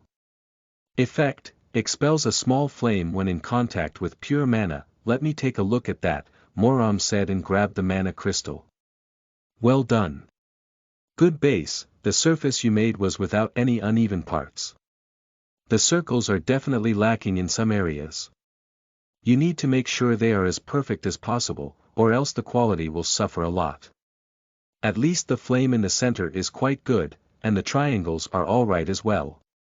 At least I'm happy that you didn't get this perfect either, otherwise, this would have made me look bad as a professional enchanter. He smiled and gave the crystal back to Aizen, completing the quest. You have earned 250 experience, you are now level 10, enchanting skill learned. Aizen willed those notifications away and put his new stat points into his INT and WAS stats, bringing them both to 32. He was kind of annoyed, however. Up until now, he didn't have much trouble with getting everything perfect, but for some reason, enchanting was somehow harder than he expected it to be. And that wasn't only because Aizen always somehow had trouble making perfect circles from hand, because who can actually do that, but it also seemed like Aizen was kind of looking down on the skill, simply because he didn't have much trouble until now. The reasons he didn't manage this as well made sense, though. Aizen has been working in professions like blacksmithing or tailoring for the big majority of his life, so the only obstacle he had to overcome was to get used to the game system, which happened quite quickly considering the amount he has been playing. In alchemy, the only thing besides transmutation he did was to grind and mix things, which didn't really take much effort. And now that he thought about it, the only reason that Aizen was able to use transmutation somewhat easily was that he has been practicing his mana manipulation a lot, and already figured out a few important parts himself, before even trying transmutation for the first time. Combine that with the fact that the quality of the finished item made with transmutation was mainly based off of the base item's quality. If Aizen hadn't been able to use perfect quality potions for his pills, then maybe they would have turned out quite low quality as well. After thinking about this for a while, Aizen actually felt somewhat relieved that the enchantment didn't turn out perfect. Without this, he probably would have become condescending at some point, a quality which he hated about himself whenever it happened. At least now, Aizen knew that he wasn't perfect. Sure, people called him a legendary craftsman in the real world, but this wasn't that place. There were so many things he never heard about and never could have thought of himself. Of course, as mentioned before, Aizen had experience with carving, but that didn't mean he had experience carving enchantments. Although the carving itself wasn't completely horrible, Aizen found it hard to not think about what you're doing, but what you want the item to do. When you made a sword, you didn't think about how it would be used to fight while swinging down at the metal. You thought about the metal itself, about how hard it is and how much it gave in to your swings. And according to Moram's explanation, Aizen had to think about the flames he wanted to see coming from the enchantment, and still managed to perfectly carve the actual enchantment. Multitasking never was one of Aizen's strength. More the opposite actually. He would focus too much on one thing, and forget about other completely. It allowed him to indulge himself into practicing the numerous craftsmanships he learned in the past, but after all, he never had access to magic. Maybe now would be a great chance to make up for his shortcomings. Once Eisen thought about everything like that, all of his frustration disappeared. He would grab this chance now that he had it, and use it to its fullest extent. Seeing that Eisen was smiling to himself while in deep contemplation, Moram smiled and handed the mana crystal back to him. "Try it out, I want to see how well it works." Eisen nodded and looked at the crystal in his hand. He looked at the enchantment, and slowly poured some of his mana into it. The enchantment began to glow slightly, and Eisen could even hear the sound of crackles that one could always hear during a fire. A few seconds later, a tiny spark appeared a few centimeters above the enchantment, followed by a small flame appearing in its stead. It was considerably smaller than the flames Eisen saw coming from enchantments like these before. Whether this was because of his skill rank or because of the quality and rank of the enchantment itself was still unknown to him, but he was sure to find out sooner or later. Good, it worked faster than expected. The first time I carved that enchantment, it took several attempts to get it started. Anyway, now I'll explain what which part does. Those triangles are the alchemical symbol of fire when seeing the center as the bottom. Those parts are there to specify the enchantment type. This was a fire enchantment, so we used that. When it comes to elemental enchantments like that, you have to combine the different alchemical symbols for water, earth, fire, and air to get the needed element. There are other types, non-elemental ones, but they are too many to tell you about them, also because you can get most basic effects through the 4 basic symbols. While Moram was explaining this, he drew up the 4 alchemical symbols for the 4 elements on a piece of paper. Eisen knew these already, as they were relatively basic symbols so far. They were simply 4 triangles. The fire one was pointed upward, the water one was pointed downward. And the air one was pointed upward but had a horizontal line cutting it in half, and the earth one was the same just turned downward. This was actually the limit of what Eisen knew about alchemy, besides things that basically everyone knows about it, like that it's supposed to be able to turn coal into gold. He only knew this through reading fairy tales to his children, though. The circle around the whole thing is for further specification. There are specific symbols you should use if you want certain effects. The basic mode of the flame enchantment is to push it outward, so we didn't need to add a specification to the outside. You can also add symbols if you want slightly stronger or weaker effects depending on the amount of mana that was put into the enchantment, as well as if you want it to be connected to a source of mana, like a storage crystal filled with mana, and constantly pull mana out of it, or if it's only supposed to activate when someone puts mana into the enchantment on their own. Moram explained further and showed some basic specifications that seemed to be written in some kind of runic alphabet, which Eisen just barely recognized. Amongst the types of specifications, there were those to turn the effect inward, for example. If Eisen had added this specification to his enchantment, it would have made the mana crystal heat up. And lastly, the center. That describes the actual effect. While you're carving that, you especially need to think of what you want the enchantment to do. You thought of the type of flame like those I showed you, right? If you had thought of something like a sphere of fire appearing above it, then that would have happened instead. However, what you carve into there needs to correspond to what you're thinking about somehow. If you had drawn that flame and thought of it expelling water, it wouldn't have worked. You can get creative with that.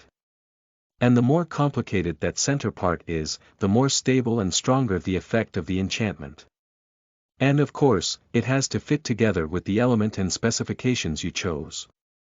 Moram smiled and looked over at Eisen, who was deep in thought while looking at the different enchantments that Moram drew onto the paper to give Eisen an idea of what some more complicated ones looked like. He laughed softly and stood back up. For now, just test some things out. I'll give you some of the basic patterns you need to know, so just mix and match all kinds of stuff. Get your skill to rank 1, and then keep practicing a bit more if you want. I'll be spending a good few hours refurnishing my workshop over there. Moram sighed out and gave Eisen a few mana crystals, rocks, and even pieces of wood, as well as a few sheets of paper he prepared beforehand containing the basic patterns which Moram mentioned. First things first, Eisen looked through these patterns to think of some ideas for enchantments he could make, as he didn't only want to repeat making the same one over and over again. Thinking that Bree might have some ideas, and feeling bad that she always just sat there and silently stared at his work, Eisen looked over to her and asked for her help.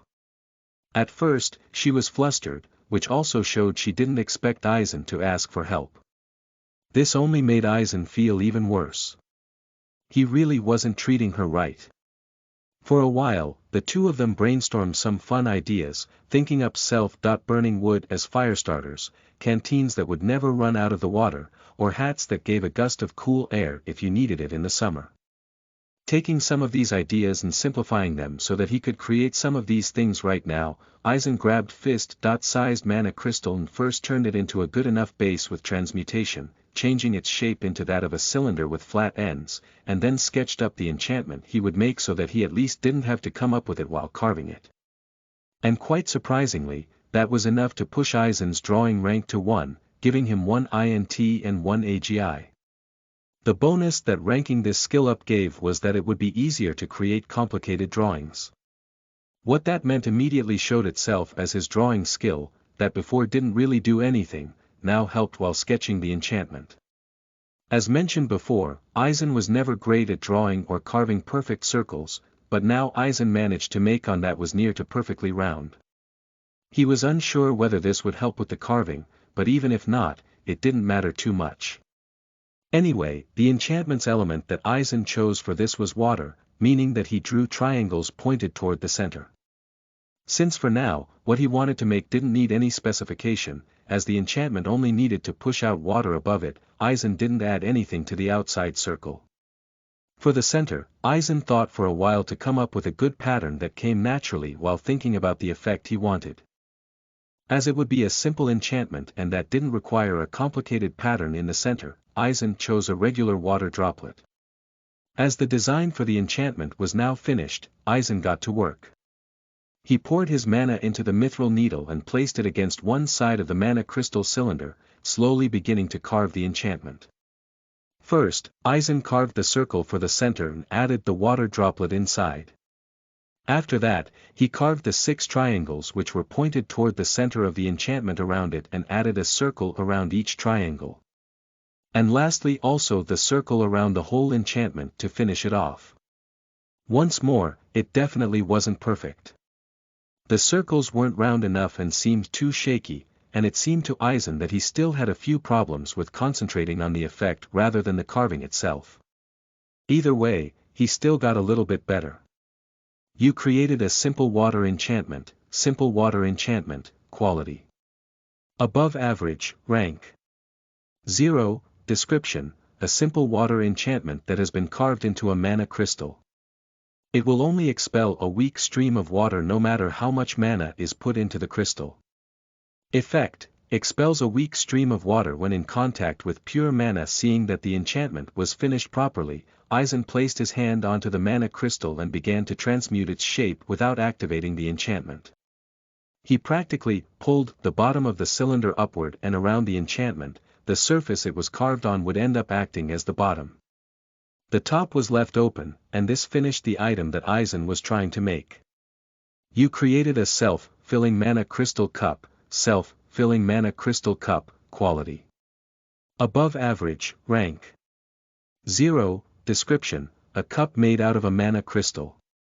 A novice enchanter carved an enchantment to expel water when mana is infused into it onto the bottom of the cup.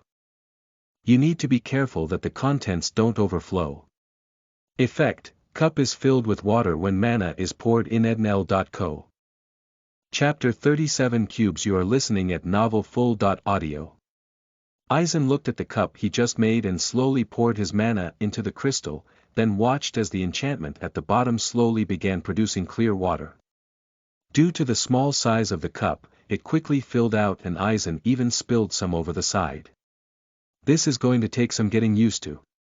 He muttered out and placed the cup against his lips and poured the water into his mouth. It tasted somewhat pure, and pristine, as if it just came out of a fresh spring. Overall, it was incredibly refreshing. Eisen gave the cup to Bree and smiled. That was a great idea, Bree. Something like this will be quite useful to have on travels. He exclaimed, and Bree nodded with a smile. Emicham. It really is. Enchanting is really useful in general. Yeah, it seems like it. So, what should I make next? The self-burning wood takes too long to make to just watch it burn away instantly. At least until my skill rank is higher, that's going to be a no. How about the cooling air thing? Sure. Summer is approaching, and it can get super hot around here. Eisen nodded and smiled, and then grabbed another mana crystal. He was surprised, however. Eisen had no idea that the game world also had different seasons. If that was the case, even though it's probably still a while off, it might be a good idea to think ahead for winter. But first, Eisen would make something that expelled air. Eisen grabbed another piece of paper and sketched out the enchantment he would need to carve. It was fairly simple, really. Once more, there would be no specification needed, so the outer ring was a simple circle. The elemental symbols were those of air, a triangle pointed outward that was cut in half horizontally. For the center, Eisen thought that maybe a fan would be a good symbol, as the effect he wanted was supposed to simulate a fan's air output. Seeing that even the circles in the sketch weren't perfectly rounded, Eisen sighed out loudly. How was he ever supposed to carve perfect circles if he couldn't even draw them with the support of the game? However, Eisen knew failure well. You can't learn anything properly without failing at least once, after all. Back in the day, when he was just starting out learning different craftsmanships, he failed at it every time. The first shirt he sewed had one sleeve that was far longer than the other.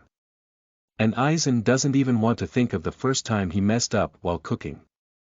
Eisen grabbed the needle and poured his mana into it, before activating his dwarf's hand skill and placing the needle's tip against the mana crystal. Slowly, he started in the center and carved the 4 blades of the fan, surrounding them with a circle. After that, he placed the alchemical symbol for air around the center 6 times and carefully carved circles around them as slowly as he could to make sure it becomes as perfect a circle as it could. And to finish the enchantment off, Eisen carved another circle around the whole thing. Simple air enchantment, quality.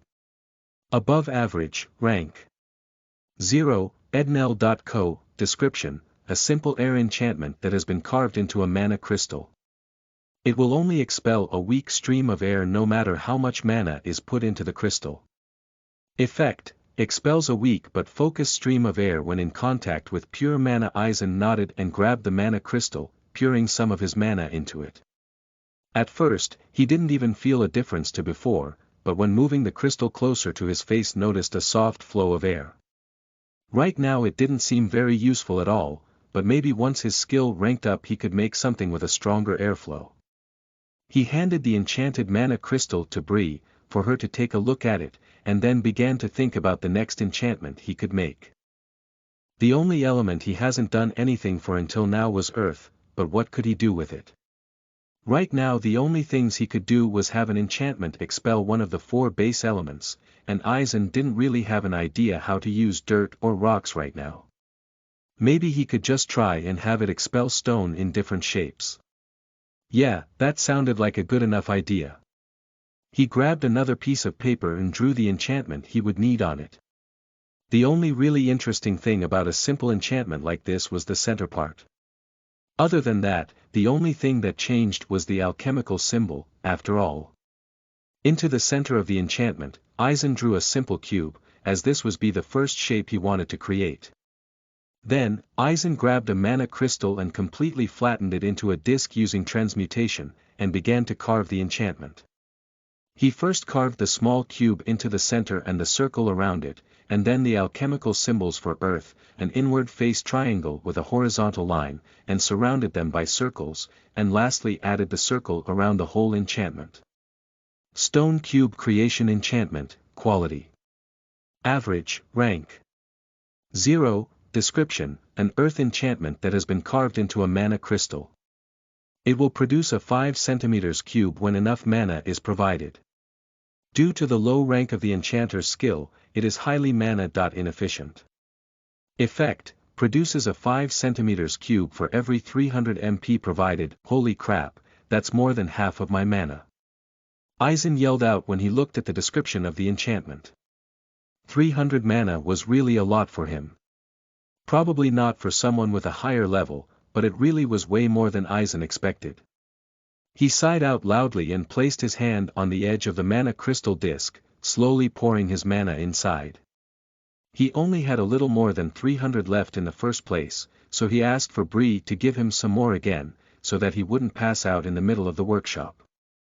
For a while, Aizen watched the mana he put into the enchantment focus in a single spot in its center.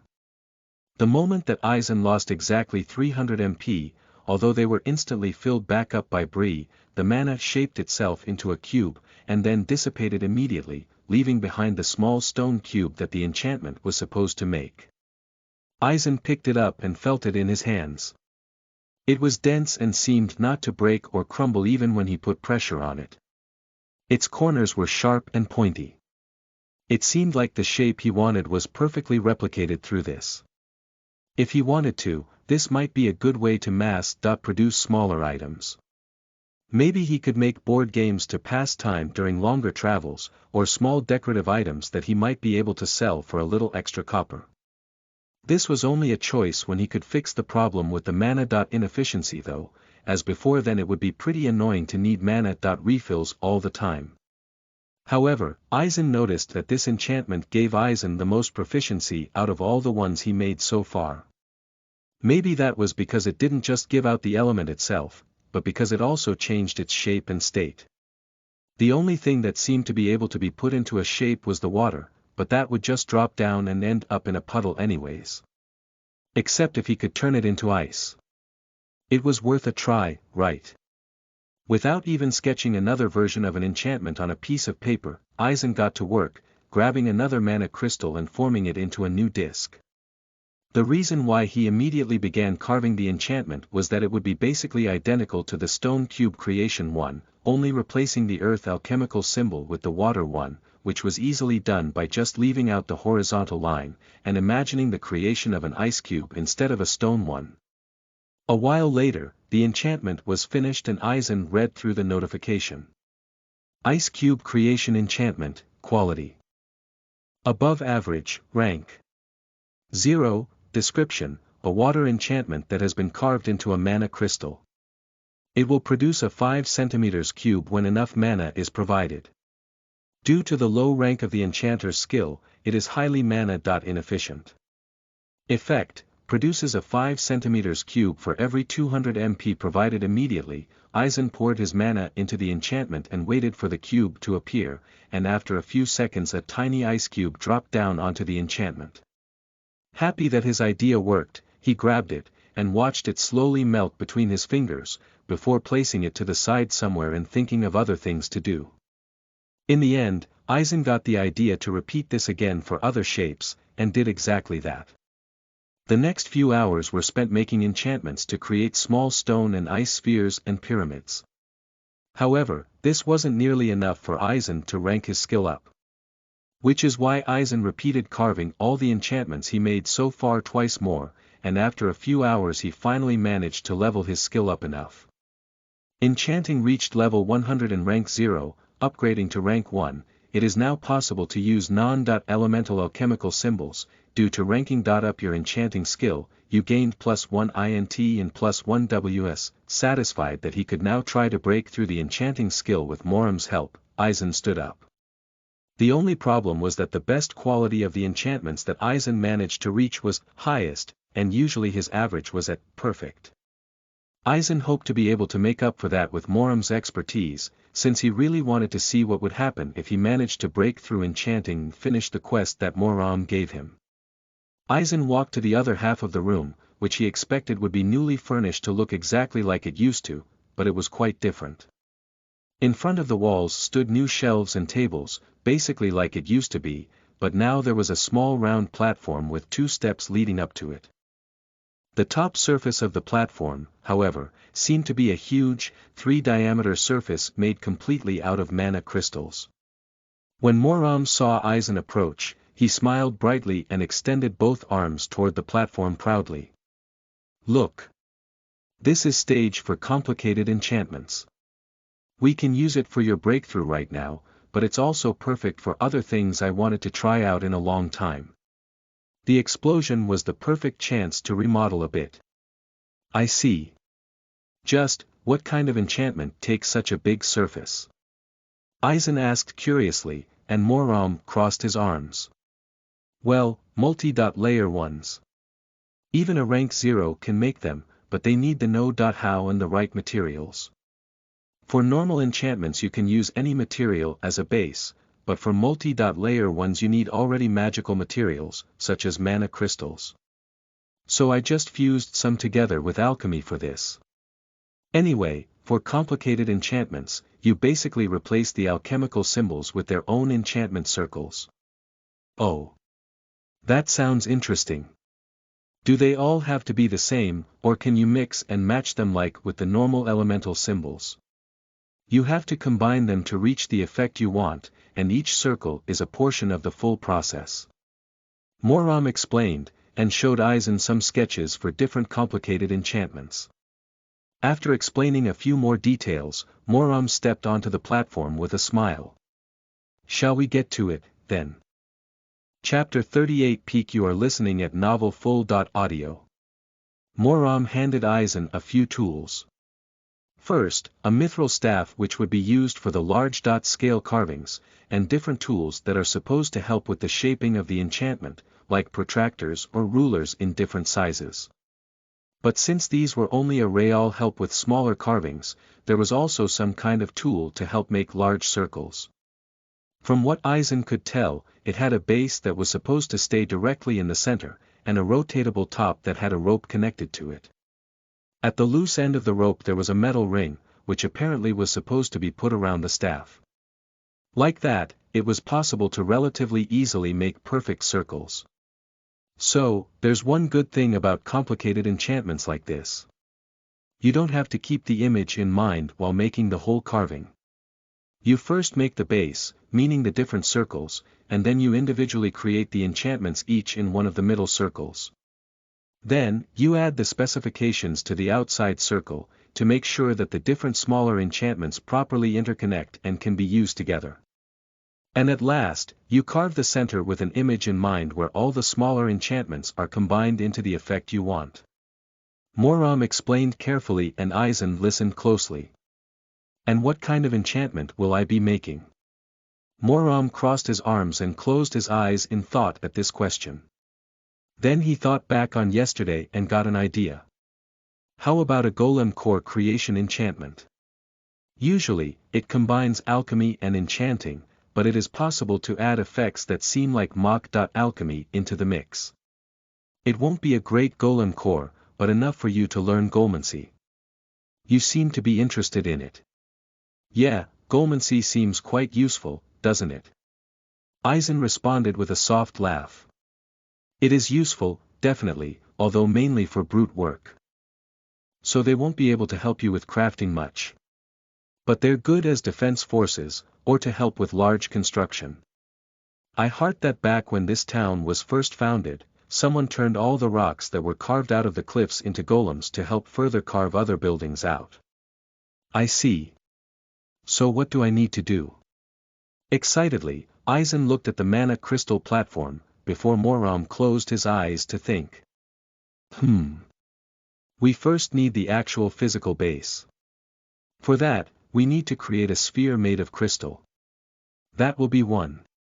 Then we need an enchantment for control so that the core can control a body. Another enchantment that lets the core store mana, which it will need to function. It will also need to follow orders, so that's the fourth enchantment. Another enchantment to make sure only you can use the core. And then only modulation, so it can use any type of body, and can be interchanged with fitting ones. Usually, you would use alchemy to create the sphere and use a special material to add a fake mind to it, so it can understand commands and add a fake soul to store mana. Things like giving it the ability to control a body, as well as the modulation and the ownership, are handled through enchanting. While Moram was explaining this, he sketched out the different alchemical symbols and specifications needed for each enchantment. Get creative with the center of each enchantment. I've explained what you need to do, so use the tools to perfect this as much as you can. I won't tell you any more until you're done. Moram smiled and sat down near the wall, joined by Bree, who happily watched Eisen begin to work. During the last few days, Eisen began to realize a few things more and more, although he only knew exactly what it was since today. He's been treating Bree as a grandchild. Trying to spoil her, and giving her money to spend on different things when he found out that she's not actually making any from her job at the inn. Maybe it was because of the way that Bree acted most of the time, like an excitable young child, or simply the fact that he's been away from his family for too long and wasn't able to spoil his actual grandchildren. After all that Bree went through, Eisen still thought that she deserved nice things, however. And since she would be working with him, he decided to see the dress, backpack, and money he gave her as something like an investment. Something that would help her grow in the future. Waving away these thoughts, Eisen decided to concentrate on the enchantment now, and worry about properly forming a friendship with Bree at a later time. Eisen grabbed the tool to create large circles that Moram gave him and attached it to the center of the platform with something like a large suction cup at its bottom. After that, he attached the ring at the end of the rope to the staff and began to work. He poured his mana into the staff and slowly carved the two outer circles, between which the specifications would later go. Similar to how the needle worked, instead of causing excess material that was carved away to lie around it, the staff apparently absorbed parts of the mana crystal platform to an extent. Once the two outer circles were done, Eisen moved in closer and carved the innermost circle. He then pulled the tool off of the platform and reattached it around the middle section to create the 6 different spaces for the other enchantments. He then placed that tool and the staff to the side and began to sketch the 6 enchantments he would now create, making sure he placed the alchemical symbols and specifications correctly, and took his time to think of good center parts for the enchantments. The base sphere was simple, as Eisen only had to think of a ball while carving the enchantment. For the control enchantment, the choice that Eisen made was to imagine the core spreading out strings that would form muscle dot-like substances to control the body. The storage enchantment, on the other hand, was relatively easy again. Although it didn't fit the fantasy setting he was in, Eisen couldn't help but instinctively think of a battery when it came to energy storage. When it came to the command enchantment, Eisen had trouble coming up with good images. The best he could come up with was something like a pet collar, or something similar to that slave collar that Eisen used to trick Hendrik. As for the ownership one, Eisen simply chose a closed lock. Maybe it would work if he imagined himself as the key to open said lock. And at last, Eisen handled the modulation with the image of a sphere, where one item was coming off and another one was put there in place of it. Hoping that all of these images would end up working out, Eisen got to work. He grabbed a thick mithril needle, slightly larger than the one he has been using up until now, and squatted down onto the mana crystal platform and began to carve out the first smaller enchantment into one of the 6 circles he prepared beforehand. Now, instead of doing it free-hand like before, he used some of the tools that Moram gave him, and the enchantments ended up becoming basically perfect, at least as far as Eisen could tell. Eisen very carefully continued on, and after finishing the last of the 6 enchantments, wondered how far this concept could be taken. What if this wasn't the end of it? What if you could create another level of enchantment, with this complex enchantment replacing the alchemical symbols of an even larger, and more complex enchantment? Eisen couldn't even imagine what kind of amazing things you could create with something like that. Excited to continue and finish this project, Eisen got to work on the specifications between the 2 outer circles. He grabbed the piece of paper where Moram wrote down what Eisen would need to carve, and continued to work while using it as a reference. Eisen recognized the runes that were used for specification, but only actually realized that they were actual runes that also existed in real life, and not what they meant. He would need to look them up when he logged out the next time so that he could figure out if he could improve the specifications somehow to create better, more specific enchantments. Either way, Eisen circled the enchantment and carved in the sequence of the different runes, using the mithril staff to do so. From what Moram told him, he knew that they were supposed to say something that made all the enchantments that were added in place of the alchemical symbols connect with each other. The day was nearly over, now that Eisen finished most of the complex enchantment, and sat down in the center of it while beginning to think of a good enough image for the center, something that would combine everything together. He grabbed another piece of paper and began to sketch. In the center of it, Eisen drew the sphere which would act as the core. Surrounding that, the faint outline of a humanoid body, with thin strands of energy coursing through it. Hoping that this would be enough as an image, Eisen began to carve that drawing into the center of the mana crystal platform. First, the sphere with the help of the staff, and then used the thick needle to carve the outline of the body. This enchantment was there to create the core and not the body after all. The moment that Eisen finished connecting the last strand from the circle in the body's chest to its fingertips, he stood up and looked at his finished creation. Mach Golem Core Creation Enchantment, Quality. Average, Rank. 2. Description, a complex enchantment that has been carved by the enchanter Eisen. It creates a small, low-grade Mach Golem. Core.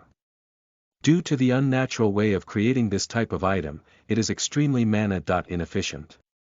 Effect, produces a 1 cm sphere for every 2000 MP provided. For creating an overwhelming quality item, you gained +1 INT and +1 WS, you overcame the limits of your skills. You have broken through the limits of 5 different skills. Limit Breaker 4 title is changing to Limit Breaker V, title. Limit Breaker V, description, by breaking the limits of 5 of your skills, you showed the gods you stand above them. Effect, +5 to all basic stats, you have reached the peak of the Limit Breaker title. There are no more stages. Breaking through other skills is now significantly harder, and there won't be any more stat bonuses for new limit broken skills. The 15 bonus stats for already limit broken skills can still be earned. Eisen looked at the onslaught of notifications and moved some of them to the side so that he can read through them in order. He was glad that he managed to break through, but this was also the first time an item he broke through his skill with wasn't perfect quality. But the biggest surprise wasn't the quality, but rather the creation cost. It was nearly 5 times his max MP and was slowly getting kind of ridiculous. How was he ever supposed to activate it in the near future without someone like Bree that helped him? And then the limit breaker notifications. He was happy about the bonus stats he got by breaking through but was kind of surprised to get the information that came with it. First, there were no more stages for the Limit Breaker title. In the end, that wasn't such a big deal, since it already basically gave Eisen the stats for 5 levels, but he was still kind of disappointed that he couldn't heighten it any further. On top of that, Eisen was surprised by the message with the 15 bonus stats for already limit broken skills. This was something he hadn't heard before and would need to explore further as soon as possible. But for now, Eisen waved the notifications away and turned back to Moram, who looked back at the giant dwarf excitedly. Chapter 39 Occupation. You are listening at novelfull.audio. And did it work? Moram asked excitedly, looking at Eisen while filled with hope. Smiling back at the elf dwarf, Eisen nodded. Yes, it worked. I've broken through enchanting, and reached the peak of Limit Breaker. Moram's eyes opened only wider at this revelation. The peak of Limit Breaker. So it's at 5, huh? That's great. This is great to know. Thank you so much, Eisen. Quest successful. Breaking through, description. Moram Marson found out that you've broken through the limits of some of your skills, and asked you to help him find out more about that title. He asked you to break through both the alchemy and enchanting skills. Reward, Special Class, Max Reputation with Moram, Experience, Failure. Moram will be disappointed, slightly lowered reputation with Moram, you have earned 1000 experience, you are now level 13, reputation with Moram Marson has risen to the max. Moram turned around and walked to the door of his workshop, and told Eisen to wait while he went to prepare for some things, and would return in a little bit. This left Eisen and Bree alone in the workshop. The Fei-Kin curiously walked up to the platform, looking at the enchantment. Can we try it out? It's supposed to make something, right? She asked and tilted her head while looking at Eisen, who replied with a nod. Yeah, sure. However, it costs 2000 MP to do so, meaning I would need your help. You think you can spare that much mana? Eisen asked and looked at the platform as well, also extremely curious to how it works, but at the same time not wanting to force Bree to spend all her mana.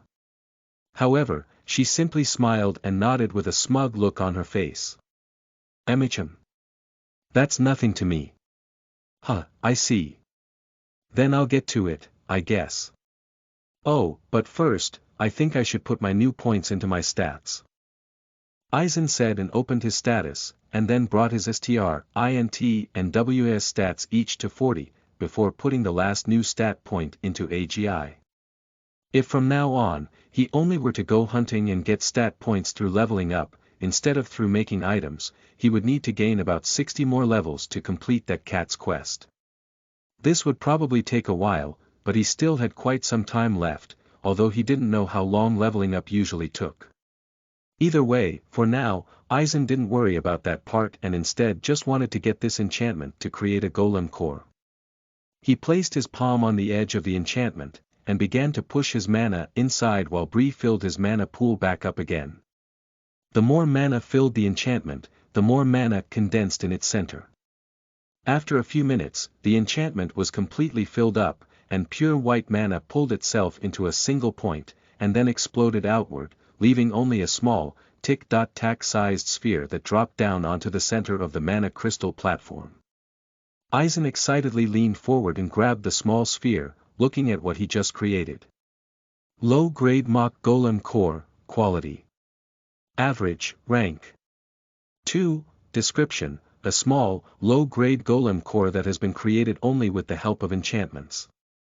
Due to its unusual way of creation, it works far worse than a regular low-grade golem core and the resulting golem will be unable to do any complicated tasks. Effect, will pair with a compatible body when infused with mana. I see. Well, at least it worked. Now I only need a body for it to try it out. Eisen exclaimed while looking at the tiny ball on his palm, and then remembered the small health doll that he made before. Maybe it would be a good base for a golem. He walked over to Bree's backpack and looked through the pockets in the front, where he remembered putting it, and not long after beginning to search found it.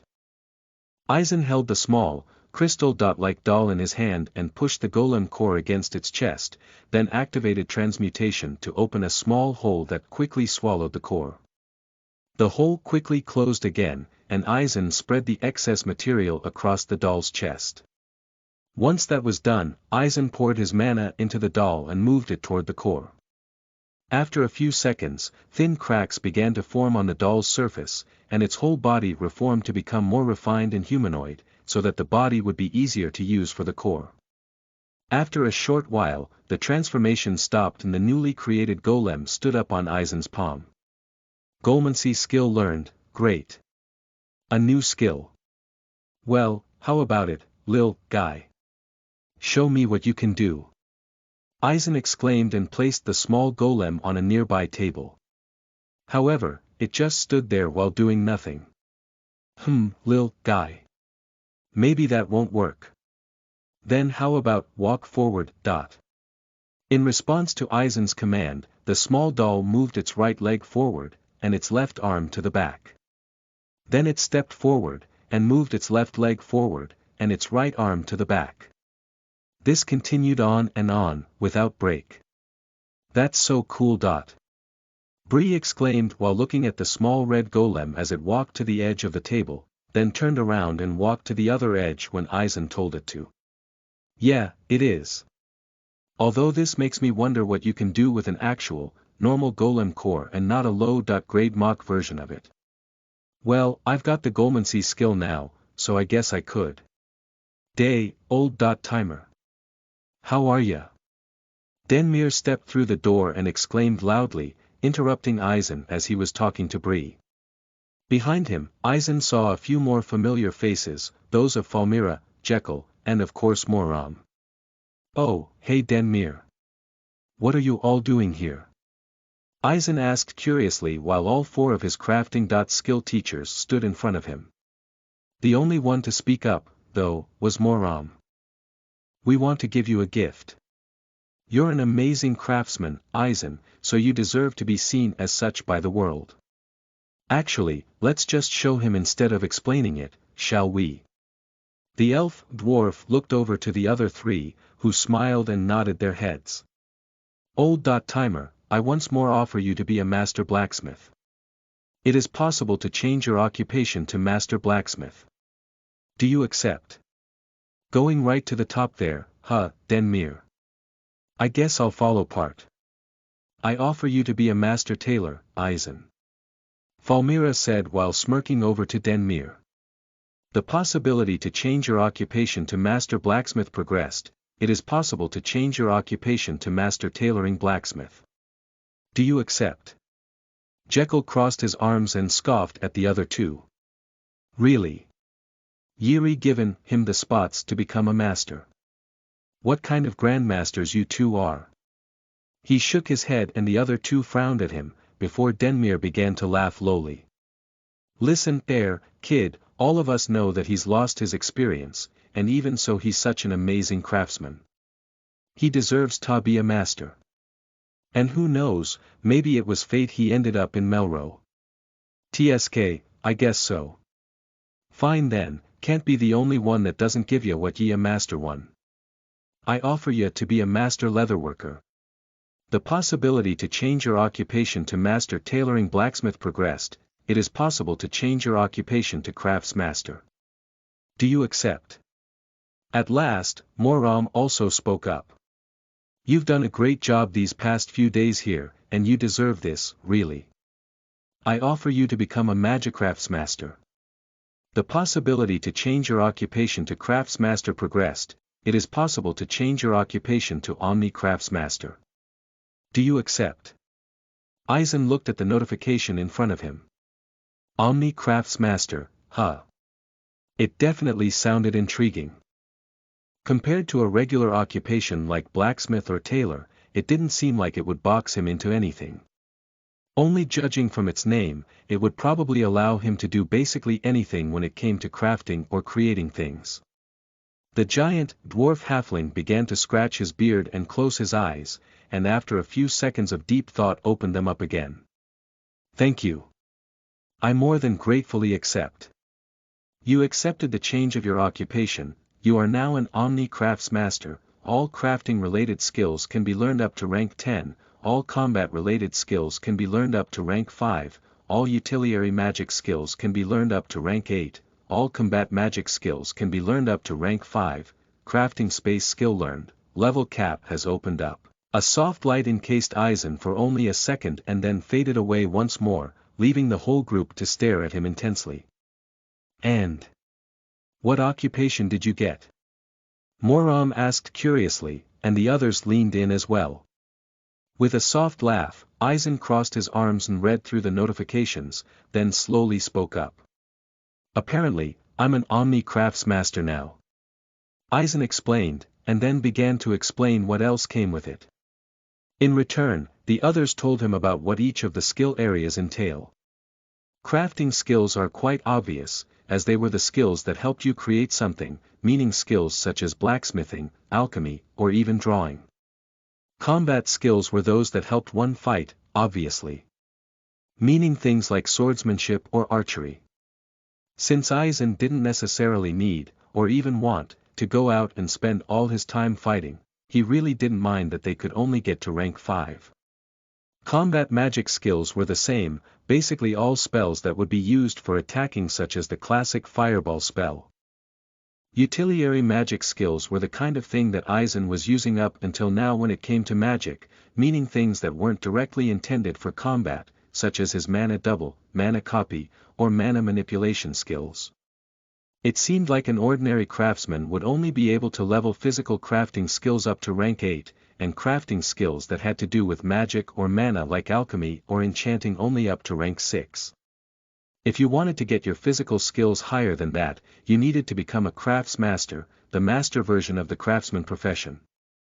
They would be able to master all physical crafting skills, and learn some special crafting skills, but still couldn't raise their magic, crafting skills up to rank 8. Aizen on the other hand, could now literally completely master each and every crafting skill there was. Omni Craftsmaster was truly the perfect occupation for him. Everybody was excitedly telling Aizen about how it was an incredibly rare occupation, and talking about the great things that were created by past Omni Craftsmasters. Denmir was the first one to talk about Aizen's new skill, though.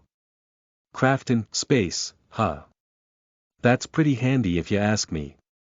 Always wanted to learn it myself. At early ranks, it basically lets you improvise a lot. Instead of an anvil, you could use a rock, and even then it would act as if pure steel. At later ranks, though, it gets really amazing. Only heard rumors, but apparently it lets you make magical subspaces. Imagine a whole forge fittin' literally in your pocket. You could be in the middle of the ocean, on a tiny ship, and still find space to make some items. There's probably a lot of other effects, but most craftsmen are bastards that want to keep their secrets for themselves, so I can't really tell you more. He explained, and Aizen thought about the possibilities this opened up. He would first need to try and figure out what this skill actually did, and if there was some way for him to activate it, or if it was something that acted passively as soon as he began to craft things. While he was pondering on the best thing to do next, the group slowly split up. First Jekyll went back to his shop, after that Falmira and at last also Denmir, until only Moram, Bree and Aizen were left standing in the workshop of everything magic. So, you've got your occupation now, huh? Kind of jealous. Mine is already quite high grade. But I guess it's just pretty specific. I'm glad that the combination worked. Moram laughed lowly and crossed his arms in a smug way, only leaving Aizen to chuckle in response. Thank you, Moram. I'm incredibly grateful for this. So what was that about the others being grandmasters? Aizen asked curiously, since he was wondering about this since Jekyll mentioned it before but forgot about it during the prior excitement. You didn't know. Well, Melro has 4 grandmaster grade crafters. Denmir, Falmira, Jekyll and me. I'm surprised you chose to come to us 4 exactly without even knowing that. Moram muttered out with a soft frown. And if you don't know what grandmasters are. Grandmasters are the top of masters. Only by being accepted as such by others of your craft, you are able to ascend to such a status. Usually it's pretty uncommon for a town to have even 1 grandmaster, and it's basically unheard of for such a small one to have 4. I really don't know why so many of us are here, though. I see. Lucky for me, haha.